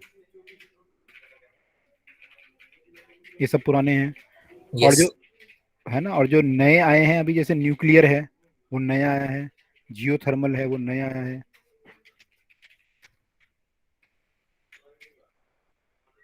सर सोलर विंड ये सभी। सोलर विंड, सोलर हाइड्रो भी, एनर्जी। बिल्कुल, ये भी अभी यूज होना शुरू हुआ है। सोलर तो एक तरह से दोनों ही हो सकता है, क्योंकि सोलर हम वैसे तो यूज कर ही रहे थे। अब हम माने कॉमर्शियल यूज करने लगे सोलर का, लेकिन हम यस सर। वैसे तो यूज कर ही रहे हैं उसको। तो ठीक है, तो ये है आपका, ठीक है। जैसे हम नए आपके ओशन वेव हम यूज कर रहे हैं, ये सब है। सन का भी हम कॉमर्शियल यूज अभी कर रहे हैं, तो नॉन कन्वेंशनल में डाल सकते हो। Okay, yes. ठीक है, तो ये है हमारा। अब आते हैं पहले, सबसे पहले हाइड्रो पे। तो हाइड्रो जो पावर होती है, हाइड्रो इलेक्ट्रिक, तो हाइड्रो इलेक्ट्रिसिटी जो होती है, उसके लिए हमें क्या करना पड़ता है, क्या बनाना पड़ता है? उसको लेने के सर लिए डैम, डैम। हमें डैम बनाने पड़ते हैं। डैम हमने डिस्कस किया था कि डैम में हम पानी को स्टोर करते हैं, स्टोर यस करने के सर। बाद उसको हम काफ़ी हाइट तक स्टोर कर देते हैं वैली के बीच में, और फिर इस पानी को हम टनल के थ्रू भेजते हैं टरबाइन में। टरबाइन पे गिराते हैं। यस सर, इसके पोटेंशियल से चलाते हैं। इसकी पोटेंशियल एक काइनेटिक में कन्वर्ट होती है, फिर उससे टरबाइन घूमता है यस यहाँ सर। पे। Yes sir. और ये टनल काफ़ी बड़ी होती है, मतलब ऐसा नहीं होता कि वहीं पे टनल होती है, ऐसा होता है कि टनल आपकी 30 किलोमीटर की टनल होगी और कहीं और खुलेगी, है ना। क्योंकि जैसे होता है कि जैसे मान लो नदी है आपकी, तो नदी जो आ रही है मान लो पहाड़ से यूं आ रही है, और ये आते आते आते धीरे धीरे नीचे आती रहेगी, ठीक है। Yes yes sir. अब मान लो आपने यहाँ पे डैम बना दिया और यहीं पे आपने टरबाइन लगाया, यहाँ कहीं लगा दिया मान लो हमने टरबाइन, तो क्या होगा कि ज़्यादा से ज़्यादा आप इतनी हाइट तक ले जाओगे पानी को, तो पोटेंशियल एनर्जी कितनी मिलेगी आपको, MGH इतनी मिलेगी, यस सर। जहाँ पे आपका सर टरबाइन। इसके बजाय हम काइनेटिक एनर्जी ज्यादा यूज करें सर, वो ज्यादा अच्छी रहेगी। नहीं, अभी आता हूँ काइनेटिक क्यों नहीं यूज़ करते, उस पर भी आते हैं। तो यहाँ पे हमें देखो ये मिली पोटेंशियल, लेकिन मान लो मैं टनल बना के इसको यहाँ पे ले आऊँ टरबाइन, ऐसे टनल में पानी भर के मैं सीधा यहाँ पे खोलूँ इसका मुंह टनल का, तो मेरे को पोटेंशियल एनर्जी कितनी मिलेगी। मैं यहाँ से टनल बनाता हूँ मान लो, और उसे यहाँ खोलता हूँ सर सीधा, ज्यादा मिलेगी। सर, सर ज्यादा मिलेगी। इतनी मिल जाएगी MGH। Yes yes. सर। तो यूजुअली जो टरबाइन होता है वो डाउन स्ट्रीम जो होता है ना रिवर का, कहीं डाउन स्ट्रीम में जाकर बनाया जाता है ये। तो जो आपका डैम होगा और जो पावर हाउस होगा वो यूजुअली कुछ गैप में होते हैं। अगर आप कहीं भी जाकर विजिट करोगे ना कहीं पे आप पहाड़ों में, तो आपको दिखेगा कि पावर हाउस तक जाने में आपको 30 किलोमीटर लग गया, 40 किलोमीटर लग गया, जहाँ पे डैम था वहां से। तो डैम अलग होता है और पावर हाउस अलग जगह पे होता है। ये बात क्लियर हुई सबको? Yes sir. Yes sir. Yes sir. Okay. हाँ, अब जैसे क्वेश्चन पूछ रहे हो कि हम पानी तो बह रहा था तो डायरेक्ट काइनेटिक एनर्जी क्यों नहीं यूज कर लेते हम लोग। एक क्वेश्चन ये है ना कि पानी बह रहा है तो उसकी काइनेटिक एनर्जी क्यों यूज करते हैं। तो इसके रीजन ये है कि आपको क्या लगता है, आप लोग बताओ क्यों नहीं यूज करते। जैसे कि पानी तो बह रहा है, उसमें टरबाइन लगा दो, सीधा घुमा लो। यस सर, सर यही पूछ रहा था मैं। ऐसा क्यों नहीं करते। सर सर, क्योंकि वहां से उतनी वेलोसिटी नहीं मिल पाएगी ना, क्योंकि पानी का स्लोप तो धीरे धीरे डिक्रीज हो रहा है। एक रीजन तो चलो ये हो गया कि स्लोप हमारा धीरे धीरे डिक्रीज हो रहा है तो उतनी काइनेटिक एनर्जी नहीं सर मिलेगी। स्पीड तो बढ़ रही है। नहीं, बढ़ तो क्या होती है, कांस्टेंट होती है, मतलब कई जगह ज्यादा होती है स्पीड, कई जगह कम होती है पानी की। सर वही तो सर, उधर लगा दे तो सर स्ट्रीम का सर फ्लो के कारण सर काइनेटिक एनर्जी ज्यादा पैदा होगी, और सर टरबाइन को ज्यादा घुमाएगी, जिस कारण से एनर्जी ज्यादा मिलेगी। हाँ, लेकिन उसमें प्रॉब्लम ये है, एक प्रॉब्लम तो ये आएगी कि इतनी नहीं मिलेगी जितनी यहाँ मिल रही है आपको MGH में, उतनी काइनेटिक यस। एनर्जी यहाँ पे नहीं मिल पाएगी आपको, पहला रीजन। ठीक है। दूसरा प्रैक्टिकल प्रॉब्लम ये आएगा कि जो पानी है, पानी का जो लेवल होता है वो अप एंड डाउन होता रहता है। कहीं बाढ़ आ गई मान लो तो अप हो गया, फिर कम सर्दियों में कम हो जाता है लेवल यूजुअली, तो टरबाइन आपको शिफ्ट करना पड़ेगा ऊपर नीचे। कई बार आपको हो सकता है टरबाइन आपका खतरे में भी आ जाए जब बाढ़ आएगी तो, अगर आप यस नदी में टरबाइन लगाओगे तो। सर, ओरिजिन पॉइंट से नहीं जाएगा इस वजह से ना। मतलब भाई आप नदी में अगर टरबाइन लगाओगे और पानी एकदम से ज्यादा आ गया तो क्या होगा, डूब जाएगा आपका तो सारा machinery. Yes yes sir. Sir. तो एक खतरा वो हो जाएगा। तीसरा खतरा एक और हो सकता है कि जो ये पानी होता है इसमें काफी ज्यादा जो है वो होते हैं dust particle, sand, stone, silt. तो वो टरबाइन को बहुत वो करती है, डैमेज करती है। जब वो टकराएगी ना टरबाइन से, तो वो यस डैमेज सर। डैमेज करती है यस टरबाइन की, बहुत जल्दी खत्म हो जाते हैं टरबाइन। तो मेन रीजन ये होता है। अब यहाँ पे जब डैम में हम क्या करते हैं, डैम में पानी भर देते हैं, पानी भर के हम टनल यहाँ बनाते हैं, तो पानी जो भरा हुआ होता है, रुका हुआ पानी होता है, उसकी सिल्ट यहाँ बैठ जाती है नीचे, तो ऊपर जो है प्योर पानी जाता है यहाँ से, उसमें सिल्ट बहुत कम होती यस सर। है ना। तो सिल्ट बहुत कम होती है यहाँ पे। तो आप लोगों ने कई बार देखा होगा कि जब सिल्ट, अभी खैर आपने तो कम देखा होगा, लेकिन कभी सिल्ट आए थे ना जब ऊपर बारिश वारिश होती है पहाड़ों में ज्यादा, तो टरबाइन रोक देते हैं सारे। तो उसका रीजन ये यस होता है सर। कि हाँ, तो उस समय उनको रोक देते हैं, फिर उनको उस समय हम कोल से और न्यूक्लियर पावर स्टेशन को ज्यादा एनर्जी लेते हैं वहां से। तो आपका जो ग्रिड होता है, आपने पढ़ा होगा, ग्रिड होता है इंडिया में पूरा एक बना हुआ। तो ग्रिड में जो हाइड्रो पावर वाले होते हैं उनकी सप्लाई कम हो जाती है, और कोल वाले को बढ़ानी पड़ती है अपनी सप्लाई, कोल और न्यूक्लियर वालों को, क्योंकि ये सिल्ट से डिस्टर्ब होते हैं टरबाइन। तो अगर सिल्ट ज़्यादा हो गई पानी में तो उस समय रोकना पड़ता है। तो ये एक सबसे बड़ी प्रॉब्लम ये होती है। तो direct you can not directly put the turbine inside the river, उसमें ये सब प्रॉब्लम आ जाएंगी। ठीक है, क्लियर हुआ अब? Yes sir. Yes sir. Okay, तो काफ़ी कॉम्प्लेक्स है, आप जब हायर क्लास में पढ़ोगे तो और क्लियर होगा आपको, इंजीनियरिंग जो करेंगे उनको क्लियर होगा कि और क्या क्या इसमें रीजंस होते हैं। टरबाइन में कई तरीके होते हैं, फ्यूचर में पढ़ोगे आप लोग। ठीक है, एडवांटेजेस क्या है इसके हाइड्रो इलेक्ट्रिसिटी के? Sir large amount of power release होती है सर, नेचुरल कॉजेस के कारण होती है सर। और सर बहुत सारे काम अच्छा, इसी में हो जाते सर कोई रिन्यूएबल है, वेस्ट हैं प्रोडक्ट नहीं सर। होता है। पॉल्यूशन फ्री, ठीक है, और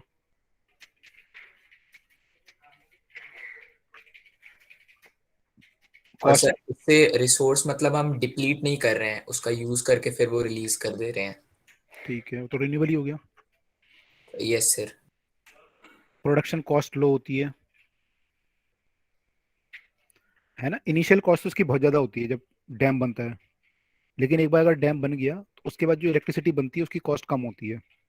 थर्मल पावर में उल्टा होता है, थर्मल पावर का स्टेशन तो वो जल्दी बन जाता है, जो पावर हाउस है कम पैसे में बन जाता है, लेकिन उसे कंटिन्यूसली फिर जो कोल चाहिए उसका पैसा चाहिए, तो वहाँ कॉस्ट बहुत आती है। तो इन दोनों में ये फ़र्क है। ठीक है, तो ये है। और रिन्यूएबल है बहुत सारा, तो उसमें ये, और इसके जो डैम होते हैं वो मल्टीपर्पस होते हैं। आपको पता है डैम जब आप बनाते हो तो उससे आप इरिगेशन वगैरह भी करते हो, ये सिंचाई। Sir irrigation sir, different gates खोल सकते हैं जितने टाइम पे जहाँ पे वाटर चाहिए। बिल्कुल, आप फ्लड कंट्रोल कर सकते हो। तो आपके जो डैम्स बनते हैं वो मल्टीपर्पस होते हैं, तो ये भी इसका एक बेनिफिट है। सर ये भी हो जाएगा for spotting blood flow, high blood flow और फ्लड। फ्लड फ्लो को हाँ करने के लिए, कंट्रोल करने के लिए वो भी हम ये कर सकते हैं। Yes sir. और उसके अलावा कई सर बार ये दो ही काम करते हैं, या तो सर टूट के और ज्यादा बड़ी मुसीबत बना देते हैं, या फिर सबसे बड़ी ताकत बन के बचा लेते हैं। हाँ, अगर टूट गया तो फिर वो भी तो है ही ऑब्वियसली। और उसके टुकड़े और घूमेंगे फिर। और इसमें जो है, ये जो है उसके पर्पज से भी यूज होता है कि जो डैम्स वगैरह बनते हैं उसमें क्या नाम बोलते हैं आपके, ये टूरिज्म वगैरह के लिए भी यूज होता है। अगर आप जहाँ जाएंगे ना यस डैम्स वगैरह में, तो वहाँ पे बोटिंग वगैरह भी करते हैं लोग, जहाँ पानी भर देते हैं, तो टूरिज्म वगैरह में तो मल्टीपर्पज होते हैं डैम्स वैसे भी। तो ये इसके फायदे हैं, नुकसान क्या है इसके? High initial cost. High initial cost obviously. Sir जब डैम बनते हैं तो सर वहाँ पे जो पॉपुलेशन होती है लोगों की, सर उन्हें भी हटाना पड़ता है। Sir migration. इसको बहुत बड़ा एरिया चाहिए होता है, तो you have to remove the large population. Yes sir, yes. सब माइग्रेशन भी लिख सकते हैं। सर वाटर फ्लो रोक देता है, तो उसकी वजह से जो वाटर ऑर्गेनिजम्स हैं उनको अपना सारा सर चेंज करना पड़ता है। Environmental damage. हाँ, इसमें एनवायरमेंटल भी जो है प्रॉब्लम होता है, शुरू में जो है पूरा एनवायरमेंटल जो वहाँ की इकोलॉजी होती है पूरी चेंज हो जाती है। Yes sir. तो पूरा जो है एनवायरमेंटल डैमेज भी इससे होता है शुरू में।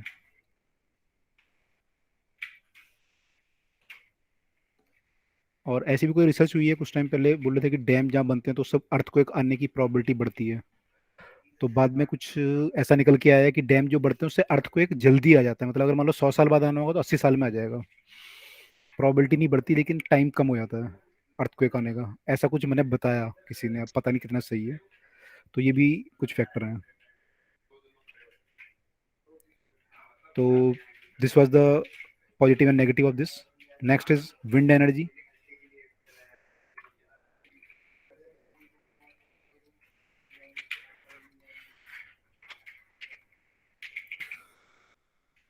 विंड एनर्जी वहीं पे वैसे तो अच्छा है, रिन्यूएबल सोर्स है और पॉल्यूशन फ्री है और कम कॉस्ट वाला है, वो सब इसके फायदे इसके भी हैं।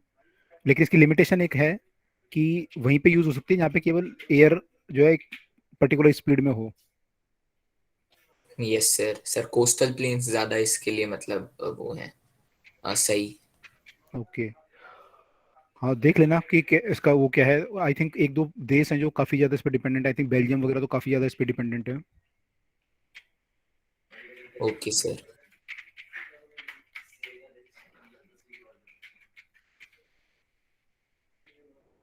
सफिशियंट है ना, वो है।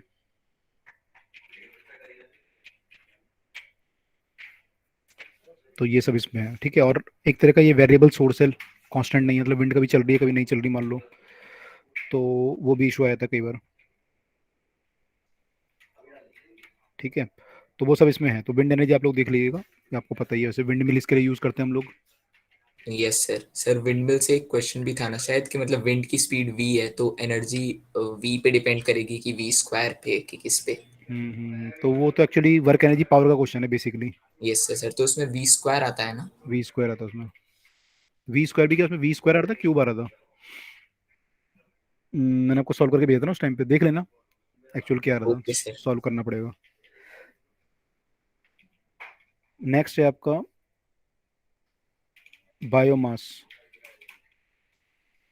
तो जैसे, तो बायोमास मतलब जो ऑर्गेनिक मैटर है, जैसे वुड है, एनिमल एक्सक्रीटा है, वेस्ट जो भी मतलब गांव में उपलब्ध होते हैं आपके पास, अवेलेबल होते हैं, वो सब इसमें आते हैं। तो अभी भी गांव में कई जगह जो है ऐसे चीप, कम उसके जो है जिनकी कैपेसिटी होती है, पेइंग कैपेसिटी वगैरह, तो वो लोग अभी भी ये यूज़ करते हैं। काऊ डंग हो गया आपका, ये सब हो गया। तो वुड तो आपको पता ही है, पेड़ वेड़ जो है उससे काट के लोग यूज़ कर लेते हैं। उसमें लेकिन प्रॉब्लम होती है कि अ, जो वुड यूज़ करते हैं उससे धुआं वगैरह काफ़ी होता है। तो जो लेडीज़ काम करती हैं उनको काफ़ी दमा वमा की प्रॉब्लम भी होती है। तो इसमें जो है एक स्मोकलेस चूल्हा निकाला था हमारे साइंटिस्टों ने, जो कम स्मोक बनाता है मतलब।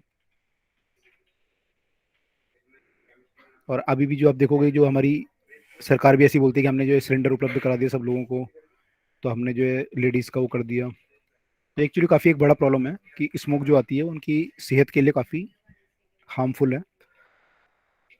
तो स्मोकलेस चूल्हा जो है यहाँ पे काफ़ी यूज़फुल रहा उसमें।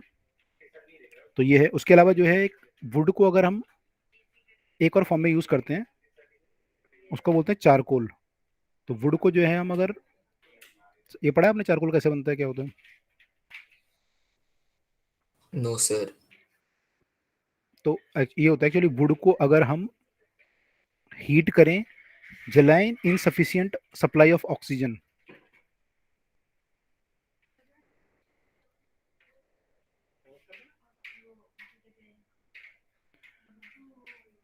तो वुड का वर्निंग है ये।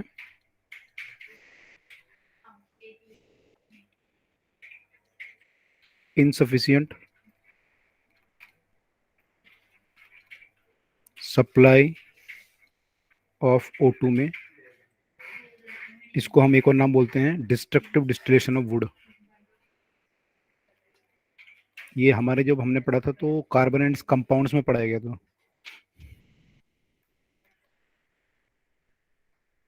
ओके सर सर, शायद एट्थ में था सर, ऐसा कुछ याद आ रहा है। डिस्ट्रक्टिव डिस्टिलेशन तो सुना हुआ है।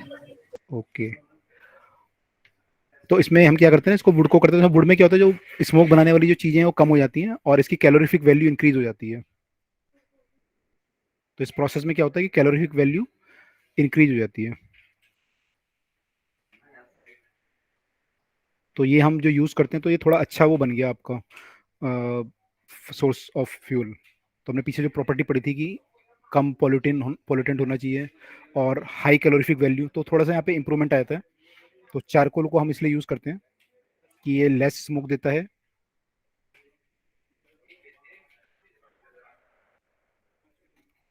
आवाज़ आ रही है आप लोगों यस सर। को? ओके। तो ये लेस स्मोक देता है, हाई कैलोरीफिक वैल्यू होती है इसकी, तो इसलिए हम लोग इसको यूज़ करते हैं। Okay sir. उसके अलावा जो और आपके बायोमास हैं, एनिमल एक्सक्रीटा हो गया, तो उससे हम कटल का डंगा में देखा होगा, लोग सुखा के उसके वो बनाते हैं, गोल गोल से वो होते हैं, उनको फिर यस यस सर। सर। ये जलाते सर, हैं। उनसे भी सर चूल्हा ओके। जलाते हैं। सर उपले उपले। बोलते हैं उनको, तो उनको जलाते हैं। तो वो भी है। उसके अलावा एक साइंटिफिक मेथड है बायोगैस प्रोड्यूस करना। तो ये काफ़ी पॉपुलर हो गया था एक टाइम पे, तो अब तो मैं कम देखता हूँ उसे, लेकिन काफ़ी टाइम एक टाइम पॉपुलर था बायोगैस। तो बायोगैस प्लांट आपका एक जो होता है, उसमें एक्चुअली क्या करते हैं, हम स्लरी डालते हैं, मतलब जो आपका काव डंग होता है उसको पानी मिला के डालते हैं उसमें। और उसका फिर क्या होता है कि एनोरेबिक जो है उसका डाइजेशन होता है।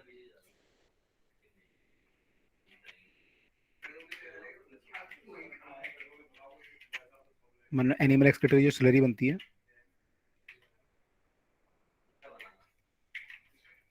सर स्लरी मतलब वो उसमें वाटर मिला के? वाटर मिला के मतलब वो बनाते हैं एक ओके। पेस्ट या वो बन लो है ना। तो एनिमल स्लरी जो बनाते हैं, स्लरी मतलब काउ डंग प्लस वाटर मान लो। सर आपने वो एक्सकीटा लिखा है? हाँ, ये RE है, RETA। तो cow dung plus water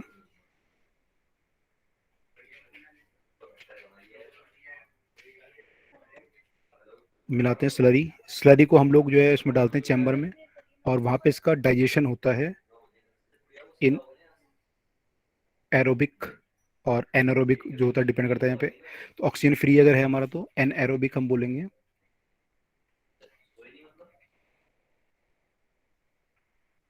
digestion इसका होता है यस सर।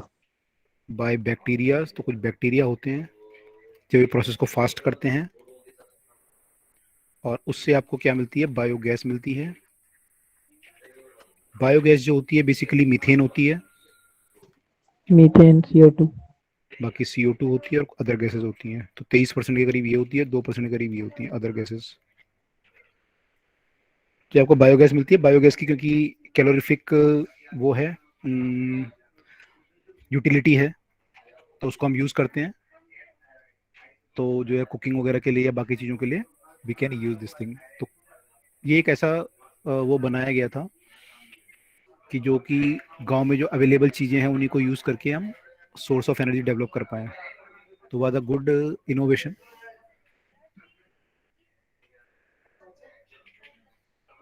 ठीक है, तो ये आप देख लीजिएगा, इसका पूरा डायग्राम भी है, अगर आप देखेंगे आपके पैकेज में भी दिया हुआ है।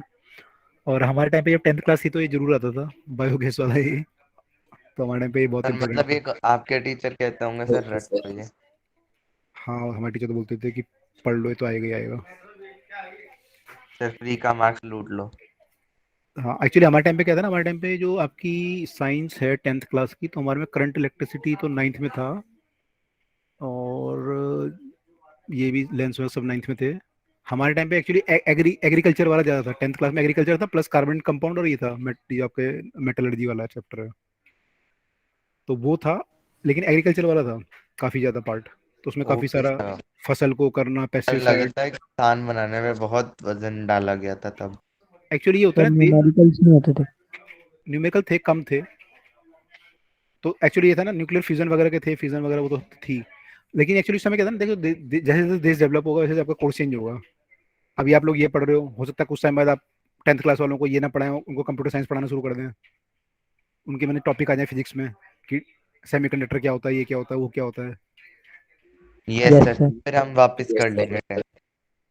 आपको पेट्रोल डीजल की जगह पे जो है उनको ये पढ़ाने लग जाए कि भाई न्यूक्लियर जो रिएक्शंस होती हैं वो पढ़ाने लग जाए कि न्यूक्लियर एनर्जी कैसे होती है, ये कैसे होती है। सर इससे हम जेलस जरूर होंगे। एरोस्पेस पढ़ाने लग जाए। नहीं, जेलस तो नहीं होंगे, आपको लगेगा कि यार हमारा टाइम सही था, आराम से जो है इतना टेंशन वाली चीजें नहीं थी।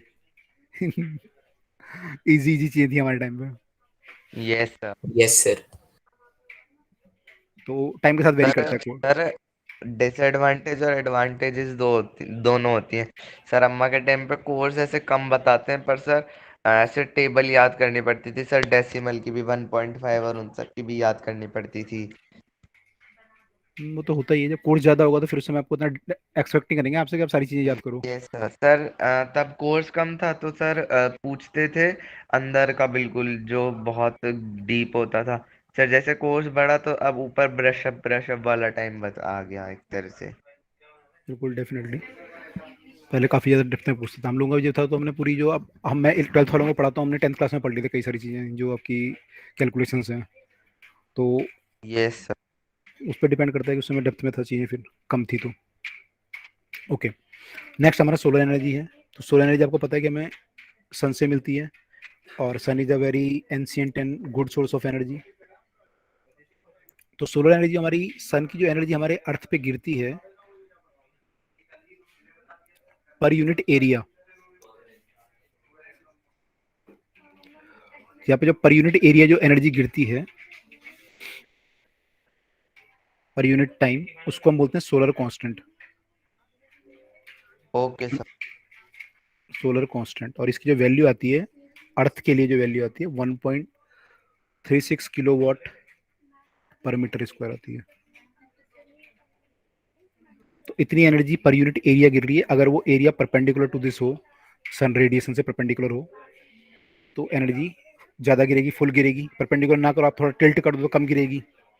तो ये बात है, जब अगर पूरा जो है परपेंडिकुलर हो उससे, सन रेज से, तो they are known as, this is known as solar constant. ठीक है।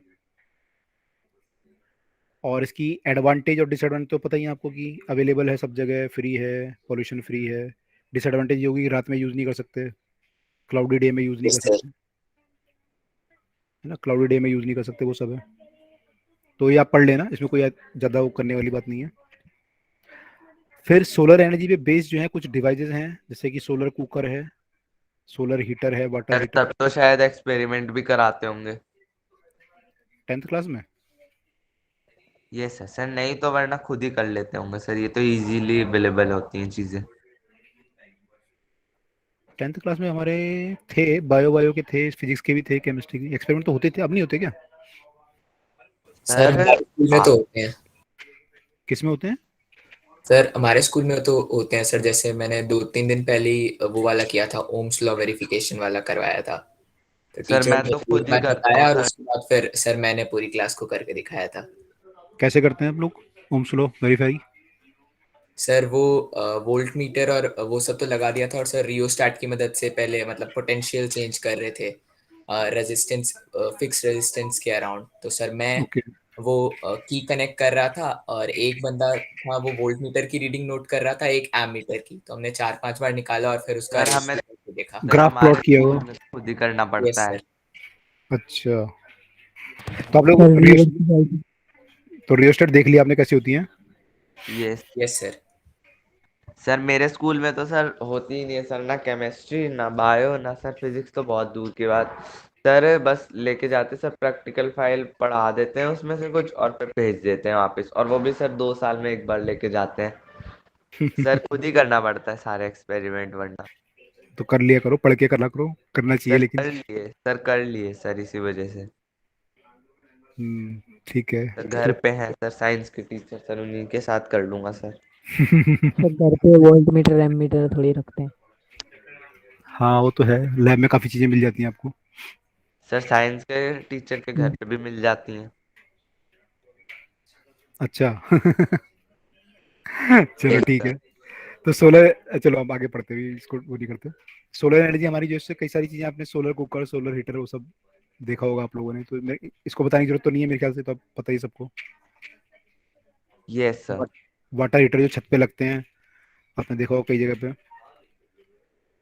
स्पेशली जहाँ पहाड़ वहाड़ का एरिया होता है, वहाँ पे बोलते हैं कि गर्म पानी चाहिए होता है वहाँ पे यूजुअली, तो वाटर हीटर वो लोग लगा के रखते हैं।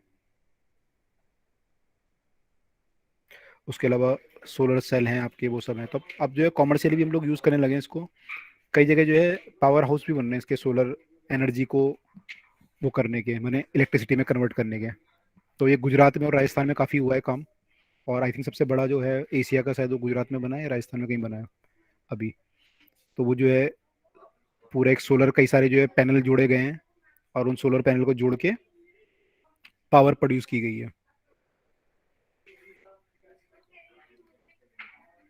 तो ये आपको इलेक्ट्रिसिटी देता है।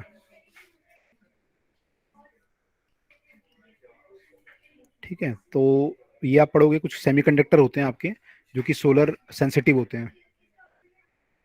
सोलर सेंसिटिव मतलब कि जब सोलर लाइट उन पे गिरती है तो वो कंडक्ट करने लगते हैं। तो वो सेमीकंडक्टर हम लोग यूज़ करते हैं यहाँ पे। तो आप पढ़ोगे 12th क्लास में। इसकी भी कुछ एडवांटेज डिसएडवांटेज हैं, वही है कि आपकी अवेलेबिलिटी होनी चाहिए, वो सब चीज़ें हैं। ठीक है। तो ये भी एक हमारा वो है, तो आप इसको पढ़ लीजिएगा डिटेल में। आई थिंक इसमें कोई बताने वाली बात तो नहीं है, क्योंकि बहुत कॉमन कॉमन चीज़ें हैं सारी, है ना, नॉर्मल लाइफ में आप देखते रहते हो। Yes sir. सर एनटीएससी में मतलब इस चैप्टर का खास वेटेज होगा क्या? नहीं, एक आधा क्वेश्चन अगर पता नहीं आता होगा कभी इस कभार, तो बात के लिए बहुत ही पढ़ कम। लेंगे। सर डेफिनेशंस टॉप पे तो आएंगी। फिर सर एक एक नंबर मैटर करेगा। हाँ पढ़ लेना वैसे, क्योंकि तो एक्चुअली आपको वैसे ही पढ़ना पड़ेगा ना, अभी नहीं पढ़ोगे तो 11th 12th में पढ़ोगे, या नहीं पढ़ोगे तो इंजीनियरिंग में पढ़ना पड़ेगा कहीं ना कहीं। Yes sir. सर ये चैप्टर नहीं छोड़ेगा पर पीछे। हाँ ये तो एनर्जी तो रिक्वायरमेंट है ही ना आपको। यस फिर है सर। Yes sir. ओके, एक और सोर्स हमारा जो है फ्रॉम द ओशियंस। तो जहाँ हमारी जो सिटीज जो ओशन के पास हैं, या जिन कंट्री की बाउंड्री जो है ओशन में है, तो उन्होंने ट्राई किया कि ओशन से भी हम एनर्जी निकाल पाएं। ओशियन में जो एनर्जी निकालने का है, एक तो टाइड से हम लोग निकाल सकते हैं। Yes sir. अपने लो टाइड और हाई टाइड पड़े होंगे। तो जब yes high yes tide sir. High tide जब आता है ना, तो हाई टाइड जब आता है तो उसमें पानी ऊपर आ जाता है। तो ऊपर आता है तो उस पानी को क्या करते हैं कि मान लो यहाँ पानी का लेवल है कोई, आप यहाँ पे डैम बना लेते हो। यस तो सर, जैसे उस पे पानी गिरता है सर, उससे एनर्जी सारी एब्जॉर्ब कर लेता है सर टरबाइन। नहीं नहीं, इसमें क्या करते हैं, पहले हम जब हाई टाइड आता है तो हम पानी को अंदर स्टोर कर लेते हैं। तो हाई टाइड आया, मान लो ओके पानी सर, वो वाला स्टोर समझ हो गया। गया। अब जब लो टाइड आएगा, तो लो टाइड में पानी नीचे चला जाएगा। तो नीचे चला जाएगा जिस समय, उस समय फिर आप क्या करोगे, जब पानी का लेवल यहाँ होगा तो आप टरबाइन यहाँ पे इस पानी को, जो पानी भरा हुआ है आपने, वो पानी टरबाइन में गिराओगे और फिर समुद्र में डाल दोगे। ओके सर, समझ गया, क्योंकि ऊपर है तो नीचे तो जाना ही है वैसे भी पानी। तो सर उससे टरबाइन भी घूम जाएगा, पहले नहीं घूमता क्योंकि पहले। हाँ, तो उसको स्टोर कर लेते हैं। मतलब पानी को हम ऐसे नहीं करते खुद फ्लक्चुएशन से, वो नहीं करते, पानी को स्टोर करके प्रॉपर उसको एक टनल के थ्रू भेजते हैं। मैंने हम डायरेक्ट नहीं डालते टरबाइन में, टनल होती है प्रॉपर, उसके थ्रू टरबाइन पे जाता है। मैंने गाइडेड होता है पानी, ऐसा नहीं होता कि भर दिया और फिर सीधा वो ऊपर नीचे हो रहा है। तो प्रॉपर उसका टरबाइन उसके थ्रू जाता है। ठीक है, ये आपका नॉर्मल सी लेवल है। तो यहाँ से हम लोग इसको एक्सप्लॉइट कर सकते हैं एनर्जी को। एक तरीका तो ये है, एक्सट्रैक्ट कर सकते हैं यहाँ से। दूसरा तरीका ये है कि जो आपको पता है वेव जो चलती है, तो वेव में जो है वाइब्रेशंस होती हैं। तो कुछ ऐसी चीजें हम यूज कर सकते हैं जहाँ पे कि ओशियन वेव की जो बार बार वेव आती हैं, उसको हम यूज करके इलेक्ट्रिसिटी प्रोड्यूस कर पाए। तो क्या नाम बोलते हैं इसमें, जो ये वेव आपकी ऊपर नीचे जा रही है, हम कुछ ऐसी चीज लगाते हैं जो आपका प्लंजर टाइप का, जो स्प्रिंग से कनेक्टेड हो मान लो, और एक साफ्ट वगैरह हो। तो एक, जब वेव ऊपर नीचे आएंगी तो प्लंजर को करेंगी, ऊपर नीचे शिफ्ट करेंगी, तो साफ्ट मूव करेगा। उससे आप यस टरबाइन सर। टरबाइन वगैरह घुमा सकते हो अपने साफ्ट से। इससे अगर टरबाइन कनेक्ट कर दो तो टरबाइन घूमेगा आपका। तो ओशन वेव जो होती हैं, इनके वाइब्रेशन से भी हम लोग इलेक्ट्रिसिटी प्रोड्यूस कर सकते हैं। ठीक है। और कुछ साल पहले मैं देख रहा था, डिस्कवरी चैनल पे दिखा रहे थे कुछ, कि किसी ने ऐसा कुछ बनाया था कि वो जो होता है एक इंस्ट्रूमेंट था कुछ ऐसा, उसमें स्प्रिंग लगे हुए थे ऐसे करके। तो अगर ये सीधा है ऐसे तो ऐसा है। अगर मान लो वेव आई, तो वेव आएगी तो क्या होगा, ये कंप्रेस होगा या इलोंगेट होगा ये। Yes sir. तो जब यस ये सर। कम सर वो एनर्जी एब्जॉर्ब कर लेंगे जब वो वापस आएगा तो। हाँ, तो जब कंप्रेस या इलोंगेट होगा उस समय एनर्जी वो करेगा ये। तो उससे भी एनर्जी कन्वर्ट कर रहे थे वो लोग। तो ऐसी चीजें जो इससे डेवलप करके हम ओशन वेव की जो सर ये एनर्जी तो है। बिल्कुल, यस सर, सर ये तो वैसा वाला है सर, सील वाला होता है ना, जाने के लिए हवा का प्रेशर लेते हैं। किसमें जाने के लिए, सील वाला मतलब? सर सी में घूमने के लिए जब हम वो लगा देते हैं सर। अच्छा, यस सर। नाव में जो कपड़ा वो होता है, जो पाल बोलते हैं, क्या बोलते हैं? यस सर, सर वो एयर से निकलते हैं ना। बोल सकते हैं थोड़ा तो, हाँ वैसा ही है लगभग। तो उसमें सी की जो फ्लक्चुएशन हो रहा है उससे यूज करते हैं। उसके अलावा एक और हमारे पे तरीका है, वो है ओशियन थर्मल एनर्जी। तो ओशियन जो है उसकी जो पानी है उसके टेम्परेचर में फर्क है। ऊपर और नीचे जो उसका पानी है डिफरेंट डिफरेंट टेम्परेचर पे है।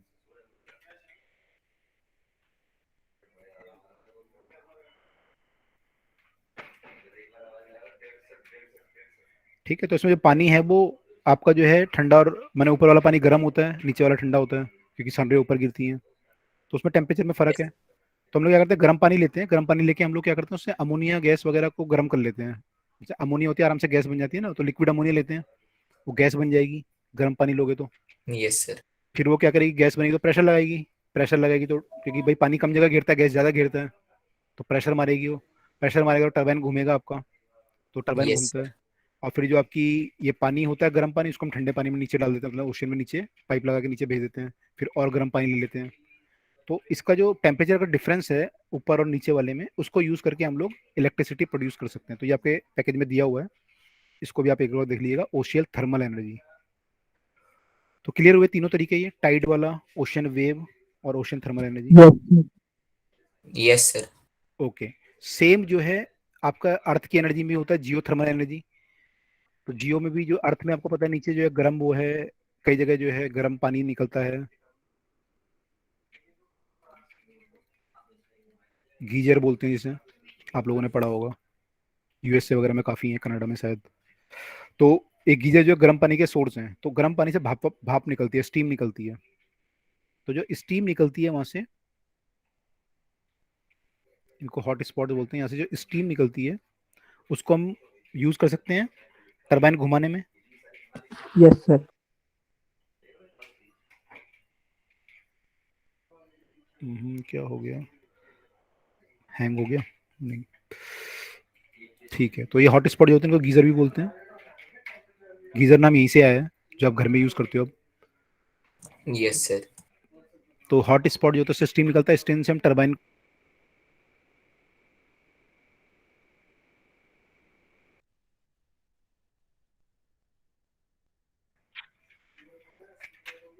तो हम ओशियन जो हमारी थर्मल, जियो थर्मल एनर्जी है, अर्थ की जो एनर्जी, उसको भी यूज कर सकते हैं। तो ये भी आप एक बार देख लीजिएगा। उसके अलावा जो एक और रिसेंट सोर्स आया है वो है न्यूक्लियर, जो हम थोड़ी देर पहले डिस्कस कर रहे थे।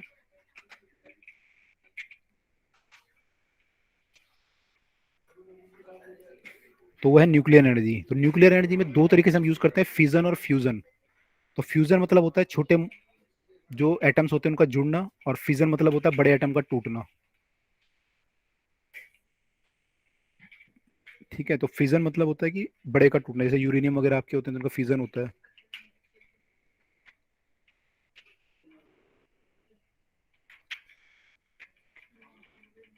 ठीक है, तो उसको जो है यूरेनियम 236 में पहले कन्वर्ट करते हैं, वैसे तो यूरेनियम 235 जो वो नहीं होता, 36 में कन्वर्ट करके फिर तोड़ते हैं। मतलब यूरेनियम का जो न्यूक्लियस होते हैं वो आपके फिजन रिएक्शन देते हैं। हाइड्रोजन वगैरह जब जुड़ता है तो फ्यूजन करता है। स्टार में क्या हो रहा है, स्टार में जो हो रहा है बेसिकली क्या हो रहा है, फ्यूजन या सर फ्यूजन? फ्यूजन। स्टार्स में फ्यूजन हो रहा है। सन में जो है यस सर। हाइड्रोजन हीलियम में कन्वर्ट हो रही है,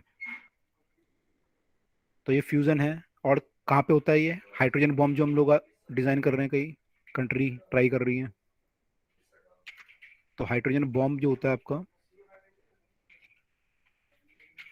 this is based on nuclear fusion. Yes sir. Sir south Korea ने शायद मतलब डेवलप किया था हाइड्रोजन बॉम्ब अभी रिसेंट ईयर्स में।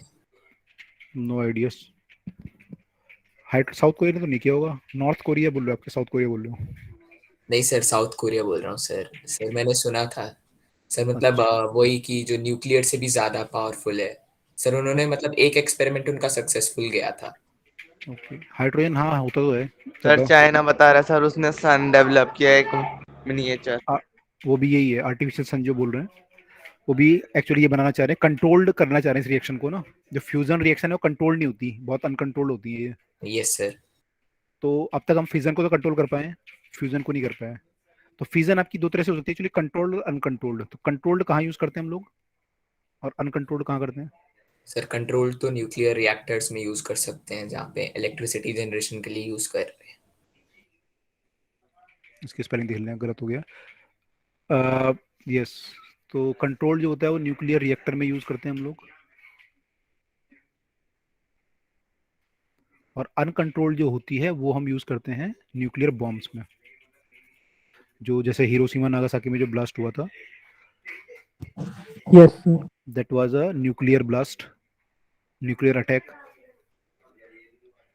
तो वो न्यूक्लियर बॉम्ब में यूज होता है। तो it is a very dangerous thing. सारे डेंजरस हैं, मतलब हाइड्रोजन बम तो और भी ज़्यादा डेंजरस है, न्यूक्लियर बम भी डेंजरस है, और अब तो जो बम है उससे काफ़ी डेंजरस है। हमने हिरोशिमा नागासाकी वाले तो बहुत कम थे, अब तो बहुत पावरफुल, उससे 35,000 गुना 40,000 गुना पावरफुल बम है। Yes sir. तो बहुत डेंजरस है। तो वहाँ पे हम अनकंट्रोल होता है न्यूक्लियर फ्यूजन में वो यूज करते हैं। ठीक है, तो यहाँ पे जो बेसिक इक्वेशन होती है, equal to MC square use करते हैं हम लोग, आइंस्टाइन तो मास को एनर्जी में यस कन्वर्ट सर। करते हैं। Yes sir. In fact we can write delta M C square, जितना मास आपका खत्म हुआ उतना एनर्जी में कन्वर्ट हो जाता है। Yes sir. ओके, तो ये आपका होता है। और जो आपका मास होता है, आप किस में मेजर करते हो, जो एटॉमिक होता है यू में मेजर करते हो ना, ए एम यू या यू में। Yes sir. तो एक यू जो आपको एनर्जी देता है, it is equivalent to the 931.5 mega electron volt. ठीक है, आई थिंक आप अ, वो कर रहे होगे, समझ रहे होगे मेगा इलेक्ट्रॉन वोल्ट कितना होता है, मतलब 10⁶ यस सर। Into 1.6 10⁻⁹ joule. तो काफ़ी कम है वैसे तो एक उसके लिए, लेकिन आपको पता है कि 1 ग्राम अगर मैं लूँ या कुछ लूँ तो उसके अंदर काफ़ी ज़्यादा जो है एटम्स होते हैं, तो अब जब मल्टीप्लाई करोगे तो काफ़ी एनर्जी आ जाएगी यस सर। है ना। तो 1 यू से इतनी एनर्जी मिलती है, तो 1 यू इज इक्विवेलेंट, मैंने 3 लाइनें खींची यहाँ पे, तो ये इक्विवेलेंट को शो करती हैं कि ये इसके इक्विवेलेंट है, ठीक है। Yes sir. ओके, अब इसका एडवांटेज तो हमें पता ही है कि हम लोग इससे काफ़ी एनर्जी ले सकते हैं, वो सब कर सकते हैं, और ये एक तरह का बहुत बड़ा सोर्स है फ्यूचर के लिए, और भी चीज़ें हैं। और इसके जो प्रोडक्ट बनते हैं फिजन के, न्यूक्लियर फिजन के स्पेशली, वो जो हैं इसमें यूज़ होते हैं, क्या नाम बोलते हैं, कैंसर थेरेपी वगैरह में, जो कोबाल्ट है जैसे, तो कैंसर यस थेरेपी सर, में यूज़ होता कोबाल्ट है। 60। Yes sir. कोबाल्ट 60, तो ये सब आपने पढ़ा होगा, है ना। तो ये कैंसर थेरेपी सब में यूज़ होते हैं, इसके एडवांटेजेस हैं। डिसएडवांटेज आपने देख ही लिया कि काफ़ी डेंजरस है, अगर कोई लीक हो गया कुछ समथिंग तो डेंजरस है, और अनकंट्रोल्ड हो गया तो डेंजरस है। उसके अलावा जो इसके प्रोडक्ट बनते हैं स्पेशली इसके, दे आर रेडियो एक्टिव, तो उनको जो है ना वो करना डिफिकल्ट हो जाता है, उनको मैंने कहीं डालना ना ओके। डिफिकल्ट हो जाता है। तो इनको जो है फिर क्या करते हैं, अभी तो कुछ इसका तरीका निकाला नहीं गया, तो अभी क्या कर रहे हैं, इसको केवल भर के और संभाल रहे हैं सारे देश, कि जब कभी तरीका ढूंढेंगे इसका कोई करने का तब इसको देखेंगे। अभी वो अलग बक्से में भर के और कोई समुद्र के नीचे रख रहा है, कोई इसने टनल मार रखी है जमीन के नीचे, वहां रख रहे हैं इनको, कि जब कभी तरीका निकलेगा कोई तब देखेंगे। तो इनके रेडियो एक्टिव एंड प्रोडक्ट हैं, ये चीज़ यहाँ पे नहीं होती, फ्यूजन के जो एंड प्रोडक्ट हैं they are not radioactive, उसके एंड प्रोडक्ट जो है वो गुड अच्छे हैं, तो उसमें इसलिए हम इसको प्रेफर करते हैं।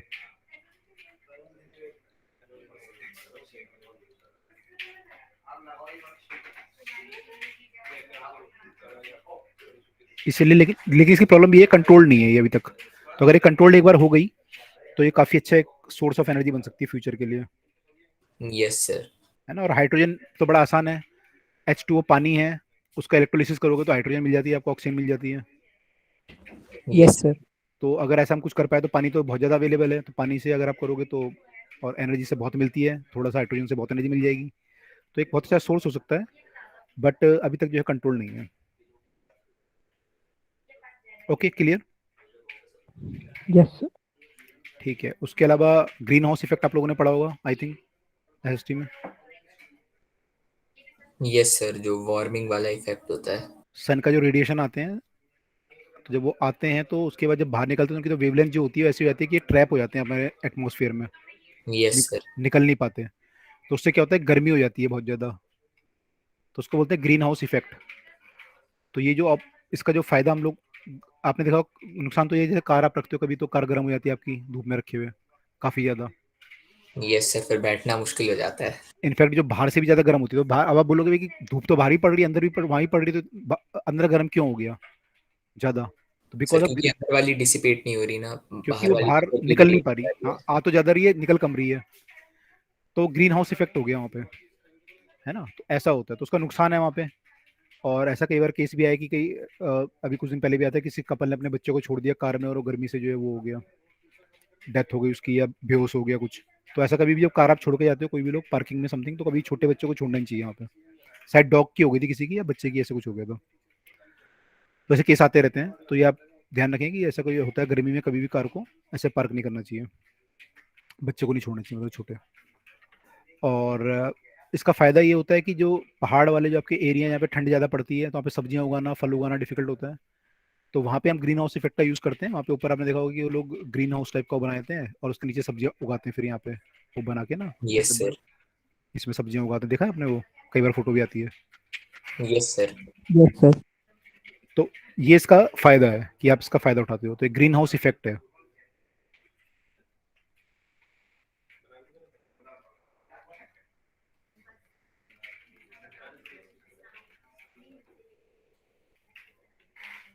तो ये है, और दिस इज ऑल थिंग। उसके बाद न्यूक्लियर रिएक्टर के बारे में दिया हुआ है कुछ आपके उसमें पैकेज में, तो न्यूक्लियर रिएक्टर में आपको पता है क्या क्या चीज़ें होंगी न्यूक्लियर रिएक्टर में बेसिकली। एक तो आपका फ्यूल होगा जो कि यूरेनियम होता है यूजुअली, ठीक है, फ्यूल होता है। उसके अलावा क्या होगा, इसको चैम्बर में आपने बंद कर रखा होगा एक, वहां पे जहाँ पे इसकी रिएक्शन होगी। फिर क्या होता है, रिएक्शन को कंट्रोल करने के लिए जो है यहाँ पे कंट्रोल रॉड होती हैं। कंट्रोल रॉड क्या करती हैं, ये जो एक्स्ट्रा वो बनते हैं ना न्यूट्रॉन वगैरह जो कि रिएक्शन कर रहे होते हैं, उनको एब्जॉर्ब कर लेते हैं, है ना। कंट्रोल रॉड जो होती है वो क्या करती है, एक्स्ट्रा इनको जो होती है एब्जॉर्ब कर देती हैं, कैडमियम वगैरह की बनी होती हैं। तो ये जो एक्स्ट्रा न्यूट्रॉन होते हैं उनको एब्जॉर्ब कर लेते हैं। एक्चुअली रिएक्शन में क्या होता है, आपको जैसे मान लो न्यूक्लियस है, इसमें आपने न्यूट्रॉन हिट किया तो इससे 3 न्यूट्रॉन बन जाते हैं और प्लस एनर्जी निकलती है। अब मान लो 3 जाके हिट करेंगे कहीं, तो फिर ये 9 निकलेंगे। अब अगले यूरेनियम को हिट करेगा जब ये, यूरेनियम के तो बहुत सारे एटम होंगे वहाँ पे, यस सर। तो यूरेनियम को जब हिट करेंगे तो 3 3 निकलेंगे इससे, तो 9 हो गए, 9 से फिर 27 हो गए। तो ये एक अनकंट्रोल्ड चेन रिएक्शन हो जाएगी। तो हम लोग क्या करते हैं, हम एक्स्ट्रा न्यूट्रॉन को एब्जॉर्ब करना पड़ता है हमें, ताकि न्यूट्रॉन हमेशा 3 के आसपास ही रहे। तो जब भी एक्स्ट्रा होते हैं तो हम क्या करते हैं, कंट्रोल रोड को हम लोग रिएक्टर के अंदर पुश कर देते हैं, तो न्यूट्रॉन को एब्जॉर्ब कर लेता है, यस सर। रिएक्शन फिर स्लो हो जाती है।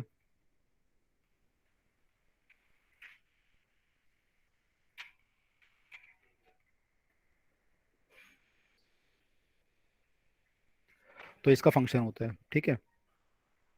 उसके अलावा मॉडरेटर होता है। मॉडरेटर का काम होता है फास्ट मूविंग न्यूट्रॉन को स्लो करना, क्योंकि स्लो न्यूक्लियन सॉरी जो न्यूट्रॉन होते हैं वही रिएक्शन कर पाते हैं, फास्ट न्यूट्रॉन नहीं कर पाते रिएक्शन ये वाली, तो उसको स्लो करना होता है। और उसके अलावा आप हॉट वाटर यूज़ करते हो, अगर आपको जो गर्मी वो करनी है तो हॉट वाटर होता है यहाँ पे।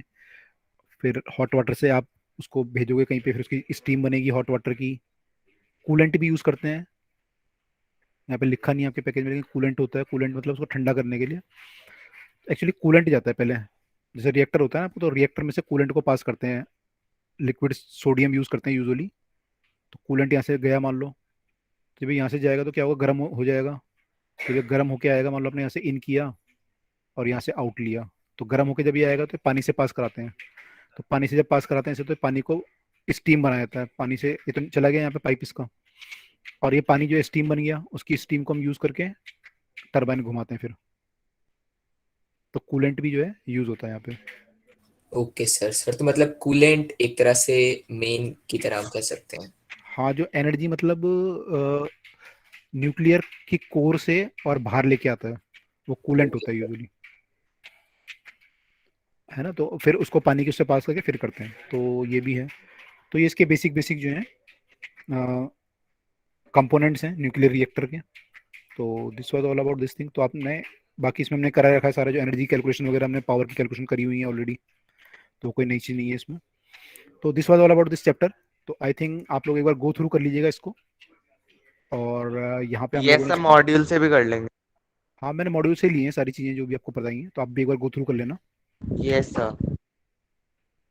ठीक है, तो ठीक है, फिर हम लोग अब नेक्स्ट क्लास में मिलते हैं। यहाँ पे हमारा कोर्स तो फिनिश है अब, देखते हैं नेक्स्ट क्लास में क्या करना है, नेक्स्ट क्लास में सोचेंगे क्या करना है।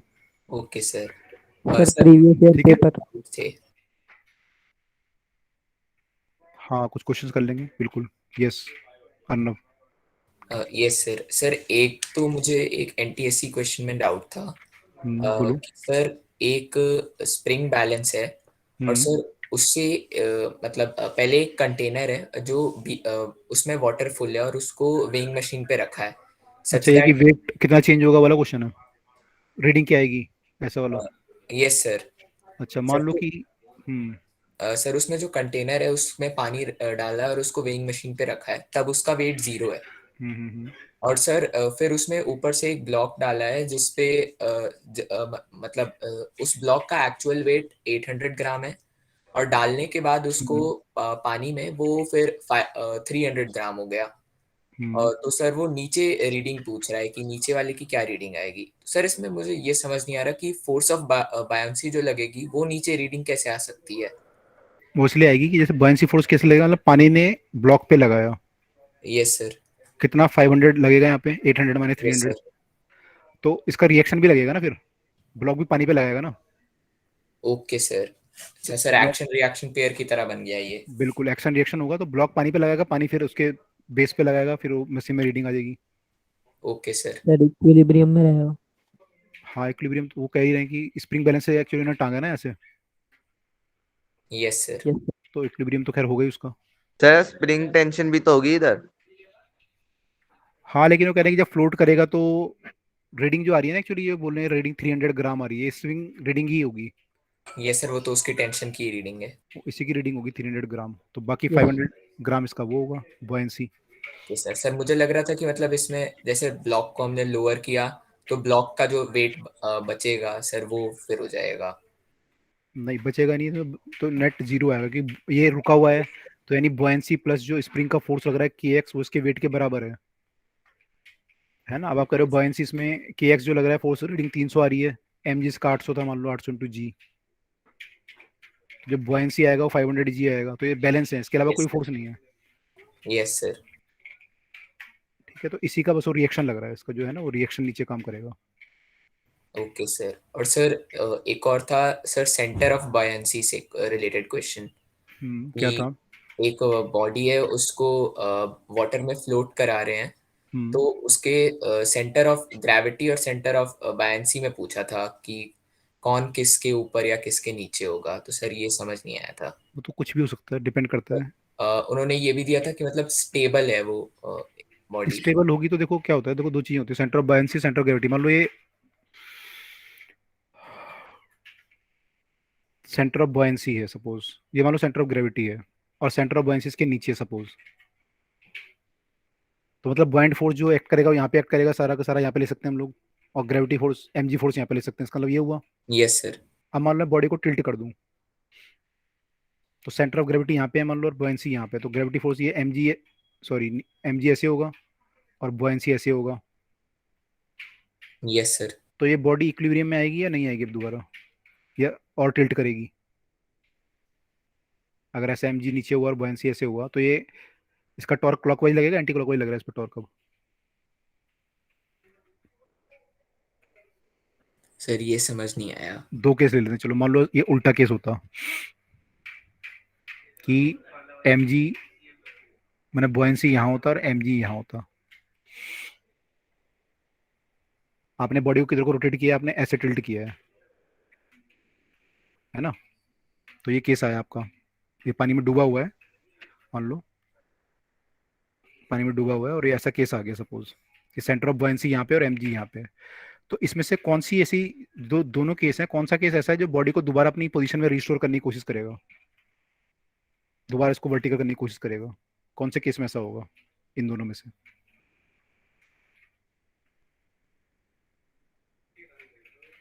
देखो बॉयंसी यहाँ पे है, ये बॉडी को किधर को सर रोटेट करेगा, सेकंड केस। ऐसे रोटेट करेगा इसको, यस यस सर। सर।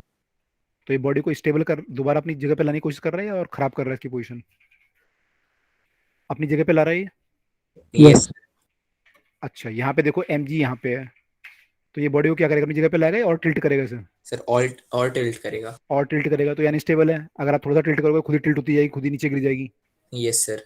इस वाले केस में क्या होगा लेकिन, कि आपने थोड़ा सा टिल्ट किया लेकिन वो फिर अपनी जगह पे वापस आ जाएगी। Yes sir.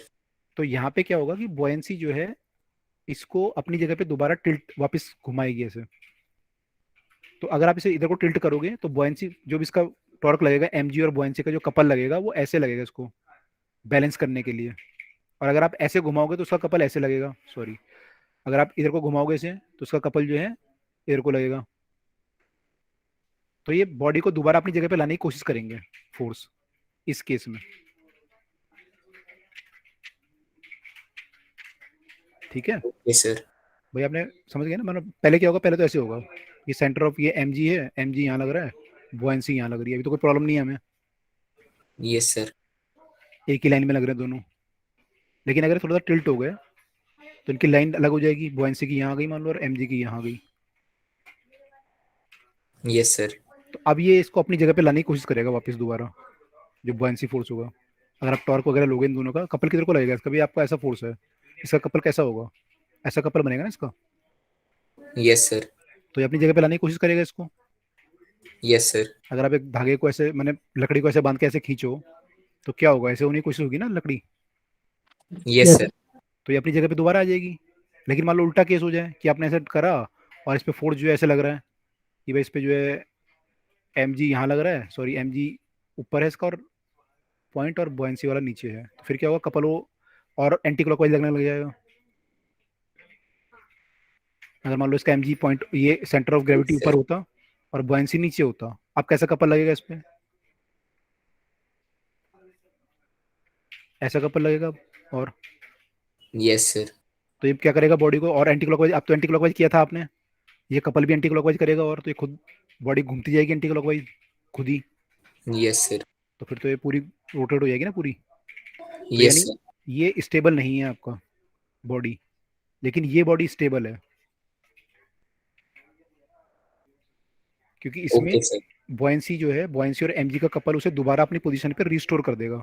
तो ये एक स्टेबल इक्विलिब्रियम है, ये एक अनस्टेबल इक्विलिब्रियम है।